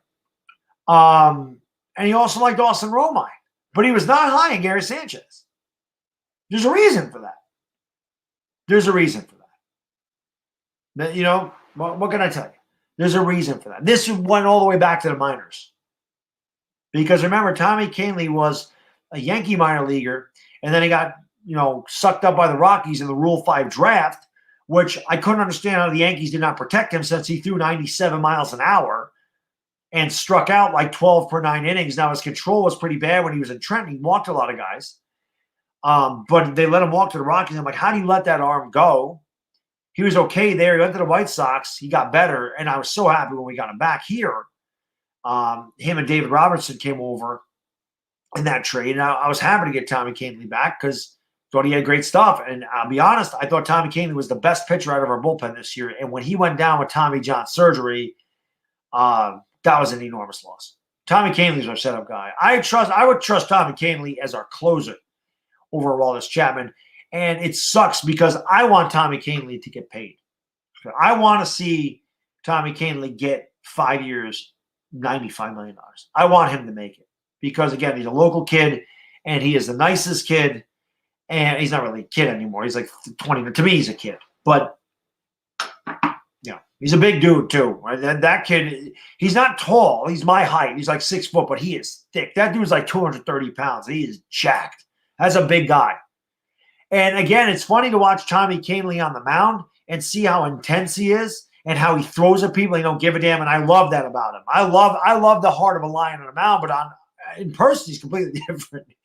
It's completely different. Kahnle's the man. I am a big fan of Tommy Kahnle. There's no doubt about that. So we missed him this year, and I hope he ends up being our closer. If the Yankees are smart, they would keep him, and he should be our closer. To hell with Chapman. I'm dead ass serious. I trust Tommy Kahnle in a big spot way before I trust Aroldis Chapman, Adam Ottavino, or Zach Britton. Tommy Kahnle was an enormous loss out of this bullpen that not a lot of people talk about. That was a big loss, a very big loss for this pen. Because instead of seeing Jonathan Loaisiga out there, you would have saw Tommy Kahnle. That's a big difference. Big difference. Kahnle's been in the shit. Kahnle's been in the postseason. It does not intimidate him one bit. Zach Britton will be the closer next season. Chapman still got 2 years, I think. No, he came over in 2016. Wow, was this his last year? No. Cubs, when did the Cubs won in 2016, right? 17, 18, 19, 20. We got one more year with Chapman. Chapman's here for one more year. Oh, Gary Sanchez has options left. He's done, Dan. He had a 1 year, $5 million deal through 2020, and that's it. He's arbitration eligible. We don't need to offer him arbitration. They should just let him walk. They don't need to offer him arbitration. Let him go. Let him go. Yankees won't keep Tanaka. Tanaka's done.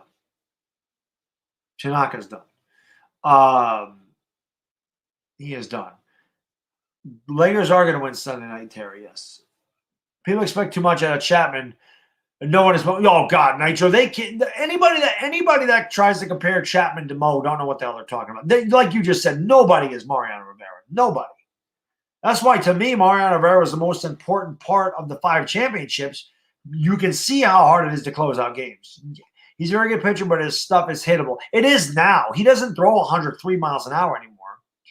My problem is scoring one run with our potent lineup. It's a joke. Yeah, I completely agree with you, Nitro Freak. People are talking about our pitching. And I get it.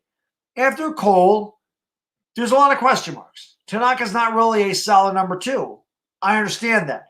But last night, Garrett Cole gave up 1 run in 5 innings. We gave up 2 runs. Well, there's nothing wrong with the pitching last night if you've given up 2 runs. As you said, Nitro, with our lineup, we should be able to beat any team that scores 2 runs against us. I completely agree with you. Coming from Dodger fan, Aaron Boone needs to be fired. Yes, he does, Michael. He's bad. If you were the Yankees, would you see what you could get for Judge? I saw your video. I agree. Definitely don't think we should extend him. Plus, be like 32. Yeah, Aaron Judge is not young. A lot of people think he's young. He was drafted in 2013. So Aaron Judge is like 29. I think he's a free agent next year, Dan. I think he's a free agent at the end of next year, at the end of 2021. I don't know if they'd ever trade him because the Yankees are always contenders. So I don't think you're sellers. Now, I think if the Yankees are out of it, then yes, I do think you should see what you could get for Judge. But the fact that the Yankees are always in the playoff hunt, I don't think they're never sellers. They were those couple of years that, we were bad or not making the playoffs. They were sellers those years. That's how they ended up with, Clint Frazier and Gleyber Torres and guys like that. But I don't think they will. But I don't want Aaron Judge here. I do not want to give him 6 years, $150 million. I don't want that. He's injured too much. He strikes out too much. And he's going to be older. I don't want that guy. And like I said, we have him in Giancarlo Stanton. We already have that guy. Tanaka come back. Not on a long-term deal. Maybe they signed for 2 years, but I wouldn't take Tanaka back. Tanaka was great, but he's not good. We're not going to get to 2,000 likes tonight, Benjamin, but 2,000 likes tomorrow. Yeah, if you guys haven't done so, man, again, do me a favor, man. Hit that thumbs up button. Let's get 300 likes up in here. We can do that. 300 likes. Let's get 300 likes and hit that subscribe button if you're new, guys. And again, I appreciate you being here. I can get rid of this because I lost my bets. Oh, I just lost my chat. I just lost my chat. There it is. Pop this thing out again. I'll go for like another 20 minutes, and we'll call it an evening. Please beat the Cowboys, Dre Day. We'll get her done. We'll get that. We'll try to do. We'll do our best. I agree with what's going on. Lamb is going to kill home. Listen, I love CeeDee Lamb, so big CeeDee Lamb guy. Kahnle was the most overrated prospect to come out of Japan, other than Daisuke. His stuff never sunk. He always pitched right over the plate. He's like He's like a 4 or 5 to maybe treat him like a 2. And I agree with you on that, Nigel Free, because he never threw extremely hard. He never had great velocity on his fastball. And yes, he did have a nasty splitter, but if his splitter was not breaking, if he threw a cement mixer, they were all hit for home runs. The one thing I'll say about Tanaka is this: he doesn't walk a lot of guys. So his control is good. But you're right. I thought he was overrated, and I'm going to be honest. Daisuke came out in the 1 year, Nitro. I think he was 18-4, and I think that made the Yankees sign Tanaka. I think the fact that the Yankees, because the Red Sox are winning World Series, the Yankees used to go out of their way to do things that the Red Sox did, or try to sign old Red Sox players, a la Jacoby Ellsbury, which was one of the worst contracts in the history of Yankee baseball, and Lord knows we've had a few of them here. But that's why they went out and got Ellsbury. That's why they went out there and they got Mike Myers. That's why they went out there and got Mark Bellhorn. That's why they went out there and got Johnny Damon, although Johnny Damon was good for us. They went out and got as many Red Sox guys as they could because the Red Sox were embarrassing us. And I think the fact that Daisuke was good his first couple of years here, they went out and got Tanaka. That's what I believe. But you're right. I don't think he was ever a number 2. I think he was like a 3. I wouldn't say a 4 or 5, maybe a 3 or 4. But I agree with you. I think he was very overrated. Giants win, Lakers win. Let's get it even. Though I'm a Rams fan, anything for the Lakers to win. There you go. Well, I'm rooting for the Rams tomorrow. I think you're playing Washington, right? Yankees need to bring up Esteban Florial. I agree with that too, Roldy. And that's the thing. We have so many outfielders, which is why they can let Judge walk. And Brett Gardner is nearing the end of his career too, which is why I don't understand what the hell we signed Aaron Hicks for 7 years for. Because look at this, Roldy. So we have Esteban Florial as probably our top hitting prospect in the minors, right? We went out and we got Clint Frazier, right? So there you go. We went out and we got Mike Tauchman, right? We have Giancarlo Stanton. We traded for him, and they have Aaron Judge.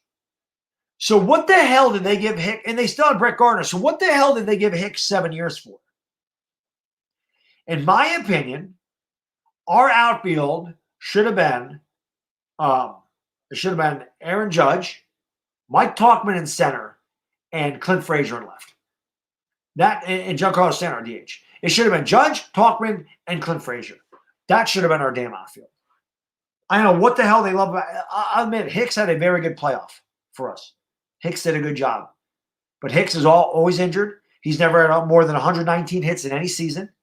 The guy has never hit more than 12 home runs in any season. Outside of the year, he hit 27. And he's like a career 185 postseason hitter. He's not good. He's not good. Gave him 7 years. The guy's never played more than 139 games in any season in Major League Baseball in his career. And he's been in the league 10 years. And they gave him 7 years. That made no sense to me. No sense to me. Judge is my favorite player in this Yanks today. I would want Judge for life. I understand that you're a fan, but the fact of the matter is Judge doesn't come through in a big spot. And I'm not a player guy. That's the difference between my generation and today's generation. Today's generation falls in love with players, and they don't love the team. They'd rather root for the player than the team. That's not me. I don't give a damn about the name on the back of the jersey. I never have. I never will. I don't care. I don't give a damn about the name on the back of the jersey. I care about the logo on the front of the jersey. I care about the logo on the hat or the helmet. I care about that. I don't give a damn about who's wearing the laundry. I care about the laundry. I don't care about anything else. Okay, that's why when Odell Beckham got traded, yeah, we miss Odell Beckham, but I thought that was for the betterment of the team myself. Do I miss Odell Beckham? I wouldn't say I miss him. Do I wonder how good Daniel Jones would be to have an Odell Beckham? Yes. But when he left here, he's not a Giant. I'll make videos about him when he talks about the Giants, just like I'll make videos about Landon Collins when he talks about the Giants.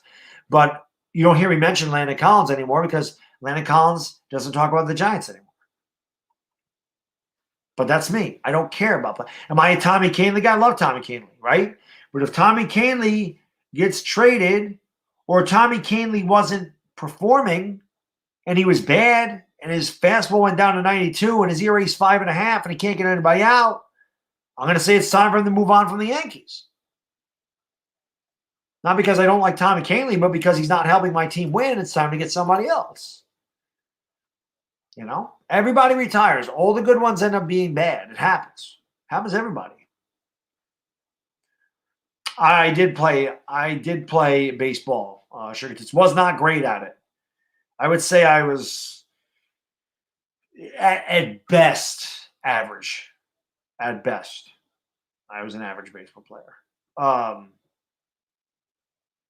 Giants trade Gettleman for Cashman. That'd be interesting. There's some players I'm a fan of, the Yankees, but at this point I wouldn't care if any of them left. There's probably no untouchables right now except for DJ Glaber. Yeah, I agree. And Garrett Cole. But I agree. I think everybody – I've said this a lot this year, Dan. There's a lot of players on this team I don't like. They're not a likable team to me. I love Glaber. I love DJ. I mean, DJ is my guy. He's so good. I love Luke Voit, just because Voit is a fighter. I love Tauchman. I wouldn't say I love Tauchman. I like Tauchman a lot. I like Gardner. Gardner's past his prime, but I think Gardner's a great leader in the clubhouse. I love Gio Urshela. I mean, I like a lot of guys in here. Not a big fan of Tanaka. I hate Jay Happ. I hate James Paxton. I hate Zach Britton. I hate Adam Ottavino. I hate our bullpen outside of Chad Green. Not a fan of Chapman. I hate Gary Sanchez more than any player of any team ever. I hate Gary Sanchez more than I hate Brian Dawkins. Randall. Well, I don't hate Randall Cunningham, but I hate him more than I hated Emmitt Smith. Like, I hate Gary Sanchez. Is probably my most hated player ever. Like, I can't stand him. I hate him. Miguel Andujar. There's no place to put Andujar. That's a problem, Jared. There's too many outfielders, and we have a third baseman in Gio. Andujar was never a good fielder. He had a great stick, but after his shoulder surgery, he hasn't been the same. I think Andujar is trade bait. I think Andujar is a guy that the Yankees should start looking for. It's too bad that he had a bad year again. I think if you're not going to play Clint Frazier, that Clint Frazier is a guy you need to start shopping to get a top-of-the-line starter. I think these are what the Yankees have to do with guys like Andujar and Clint Frazier. If you're not going to play them, you have no spot for them. You need to look to get a number 2 starter for those guys, or somebody like that. J-Ab's terrible. Stanton's not going anywhere. How can I hate B-Dog? I'm a Giants fan. That's how I hate him, Richard. I'm a Giants fan. That's why. He's an Eagle. I don't like the Eagles. There's 2 guys in the Eagles. There's 3 guys in the Eagles I would say I was big fans of. Randall Cunningham. I always loved Randall. I thought Randall was way ahead of his time. Loved Randall. Even though he killed us, I loved Randall Cunningham. One of my favorites. Reggie White. How the hell could you not love Reggie White? Reggie White was nothing but an absolute beast. Made me feel better that he won his championship with Green Bay, but I loved Reggie White. Reggie White was class personified, greatest edge rusher in the history of football. He was the greatest defensive end ever, in my opinion. And Eric Allen. Loved Eric Allen. Big fan of Eric Allen. I thought Eric Allen should be the fact that guy's not in the Hall of Fame is a travesty. Those are really the only Eagles I liked. Other than that, I hated them all.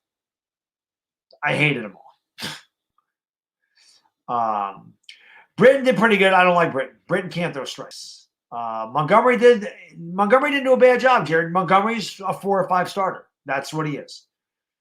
Would I want to sign Bauer? Yes, I would want to say. I definitely would take a look at Bauer, Dan.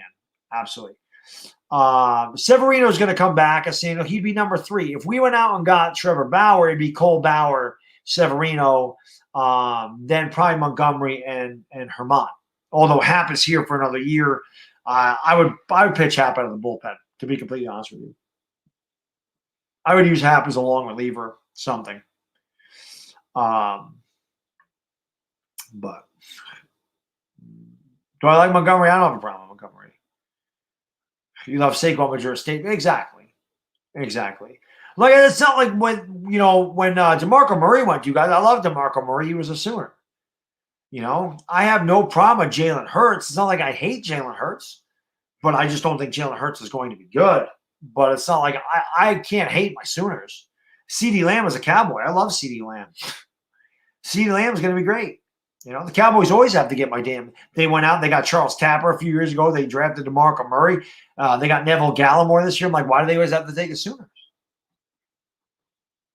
Yeah, Cole was great. I thought Cole did really well. Rank your hate for teams in the division being 1, most hated being least hated. Eagles, Cowboys, Redskins. And Eagles and Cowboys are really like 1 and 1A. I don't hate the Redskins, the Washington football team. I don't hate them. I don't like them, but I don't hate them. Those other 2 teams, I can't stand them. I hate both of those teams with a passion. No McNabb, no. I hate Syracuse, Gus, and I hated Donovan McNabb. I couldn't stand McNabb. Hated him. I hated him when he played for the Orange, and I hated him when he was an Eagle. Could not stand him. Hated Brian Westbrook. He used to kill us. I hated Andre Waters. I hated Seth Joyner. I hated Mike Golick. I hated Clyde Simmons. I hated Buddy Bryan. I hated Michael Vick. I hated Freddie Mitchell. I hated James Thrash. I hated Brian Mitchell. You name them on the Eagles, I hated him for the most part. What if Boone doesn't get fired? Are you going to go full rage? He's not going to get fired, Benjamin. I'm not going to go full rage mode. I know he's not getting fired. Can't believe AP is still a productive running back. The guy, he is a superhero, Richard. That guy is insane. He's the best running back of this generation, bar none. Did I watch the Red River game? I saw it up to 3 minutes to go. I taped it, so I have to go back and watch it. I saw it 3 minutes ago in the fourth quarter. Sooners were up by 2 touchdowns. I left. That's when I took my son, my wife, and son to go went to Pumpkin Patch to pick a pumpkin for him for Halloween. And I looked down on my phone and I saw it was 53-45 in quadruple overtime. I said, what the hell happened?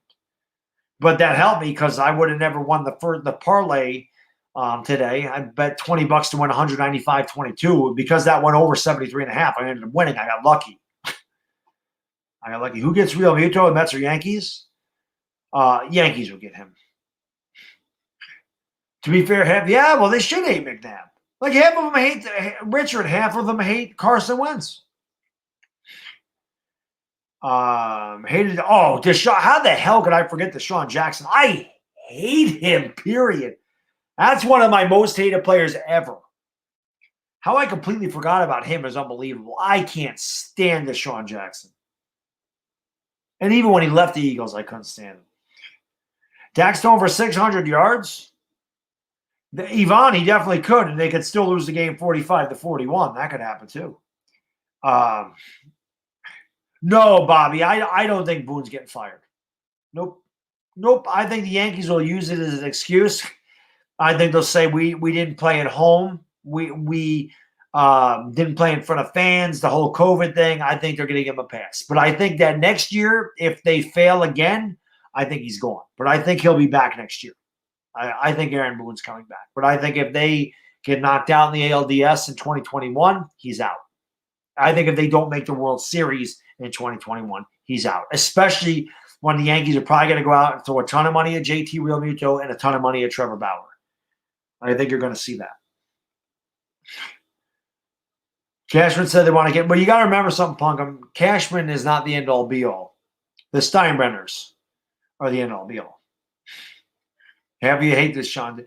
Bring my son on stream. I have brought my son on stream a number of times, Andrew. Little Bad Dog has been on stream a number of times. He's sleeping now. It's almost 1 o'clock in the morning, which means I'm going to go for like another 5 minutes, and we'll call it a night. Yeah, I agree, Lake Nona. I think that's if y'all lose to the Cowboys, it's Jason Garrett's fault. I think it'd be the whole team's fault. Yo, Rudy T, what's going on, my man? How you doing, brother? Good to see you as always. Appreciate you being here. I think we should put David Garcia in the rotation next year. I think he will be in the rotation. I think he will be. I think the Giants will win more than the Jets team. The Jets are a mess, and Sam Darnold's hurt now. I just think that's going to happen. The Rays are made to beat the Yankees. The Yankees are made to beat the Astros. If we had a true number 2, we would have won game 3. Listen, if we had bats that could hit, we'd be in the ALCS right now. Game 2, that was Aaron Boone being an idiot. Aaron Boone trying to be smart. You should have either started Jay Happ, started David Garcia, and kept him in there for 4 or 5 innings, or started Masahiro Tanaka. That's what you should have done. Instead, he's an idiot. He was so bad. The game management was brutal to watch. Judge, brutal this year. How you gonna shrink up in the playoffs? That's why I don't want Judge back here, Bobby. I've said that. I don't want to extend Judge. I think Judge needs to walk when he's a free agent. Judge needs to walk when he's a free agent. I don't want him back here. He's 29 years old, terrible in the postseason, always injured, strikes out way too much. What I consider a successful season for the Giants this year, Christian, 6-10, and being able to beat Philadelphia and Dallas at least once. And Daniel Jones progressing, which he hasn't. But that would be successful to me. Improve upon last year, beat the Cowboys and Eagles for the first time since 2016, and win 6 games and have your quarterback improve throughout the year. I think that's how they would do it. Astros make the World Series because it's 2020 and we can't have nice things. Well, they're going to, Playboy. They're way better than the Rays. Y'all get ready to get 70 dropped on y'all head tomorrow. Amari Cooper going to kill Bradbury. CD going to kill whoever your second corner is, and MG on cheat code. I'd be willing to bet you don't score 70 points tomorrow. You're not scoring 70 points. I will agree that the opposite corner, which is probably going to be Logan Ryan to start, going to have a hard time with CeeDee Lamb. I think Bradbury will do a good job at Amari Cooper. Bradbury's been very, very good. Bradbury's been one of the best cornerbacks in the league this year. So I think that's a good matchup for us. Problem with you, Cowboys fan 21, is you're probably going to give up 31 points to the Giants. That's how bad your defense is. Joe Judge will get 2 full years. Most likely. Joe Judge will get more than this year. That's for sure. Javier, what's going on, man? Thank you for joining the stream, buddy. Getting ready to wrap it up, though, now, guys. Yeah, I'll take the under on that, Richard. They're not scoring 70. They may put up 38. They may put up 45. They're not going to put up 70. People forget the Giants get a borderline top 10 team. Yeah, it's not bad. I am streaming the Laker game tomorrow, yes. Right after the Giants. I may be a couple minutes late, but yes, I will be. Pungam, have a great night, buddy. I'm going to wrap it up here in 2 minutes. So hit that thumbs up one last time, guys. We ended up being 21 away from 300, so that'd be great. If we could get there, that'd be awesome. And again, if you haven't subscribed, man, make sure you guys subscribe. Come back, hang out again sometime. With the Lakers season being over Tuesday at the latest, we're going to have a lot more time during the week. So I'll be able to start streaming with other content creators, which is something I look forward to because that's always a lot of fun. I'm going to start this Thursday. I'll be on Ed Oliver's channel. We'll talk about the Washington football team and Giants game. And it'll be good. And just start having more guys on the channel. This is what I want to do.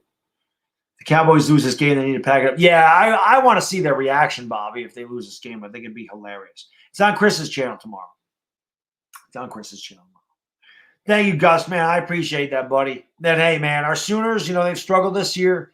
But anytime we beat Texas, baby, it's a good week. It's a good year anytime we beat Texas. So it's always good to beat the Longhorns. Always good to beat them.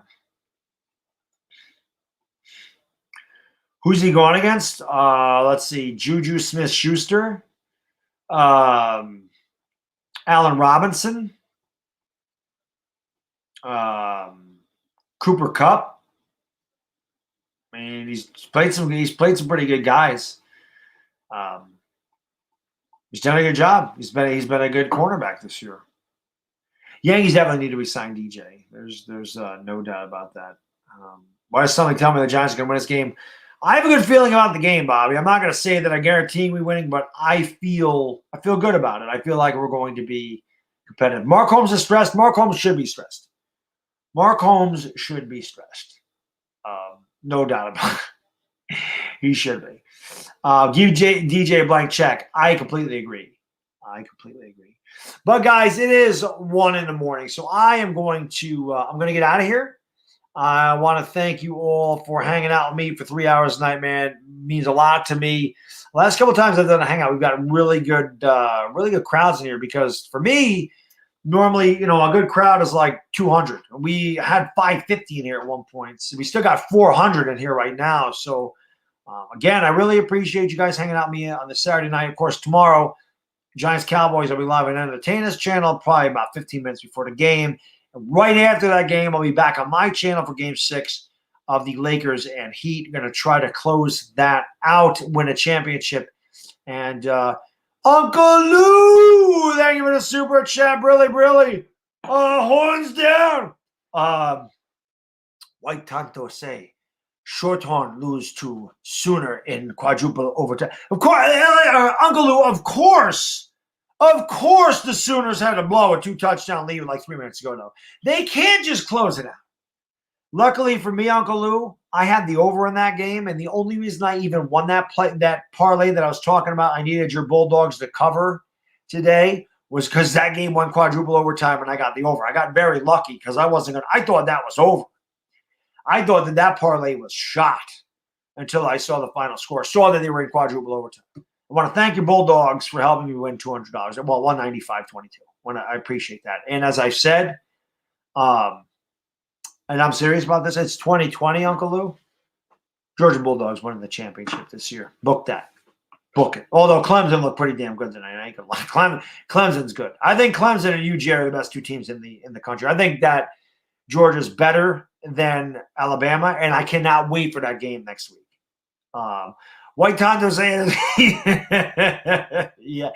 I don't think anyone 3 maybe 6-10. Maybe 6-10. If you guys have not, and I've mentioned this guy a number of times because he is the best college video maker on YouTube, bar none. If you guys are not subscribed to Uncle Lou, that is your college football channel. That is your college football channel. Not only does this guy know so much about college football, he works his ass off. This guy does so much research on all these teams, makes great videos. He's a great trash talker, has a great live show every Monday, Tuesday, Thursday, Friday at BVD on Uncle Lou, Uncle Lou on YouTube. But I mean, the guy just does a phenomenal job. And it's funny as hell, great trash talker. And like I said, anytime I want to know something about college football, or especially the Bulldogs, I go to him. That's my go-to guy when it comes to college football. So make sure you guys subscribe to him. With that said, I am going to get out of here. And you guys have a great night. And like I said, I will see you tomorrow for the Giants and Cowboys. Hopefully they can win. And I'll see you after that for the Lakers and Heat. Hopefully the Lakers can win. Uncle Lou, how can I be the best when you're the best? You guys have a great night, and we'll see you next time. Until then, it's the Bad Diggity Dizzle, and I am gone. Peace!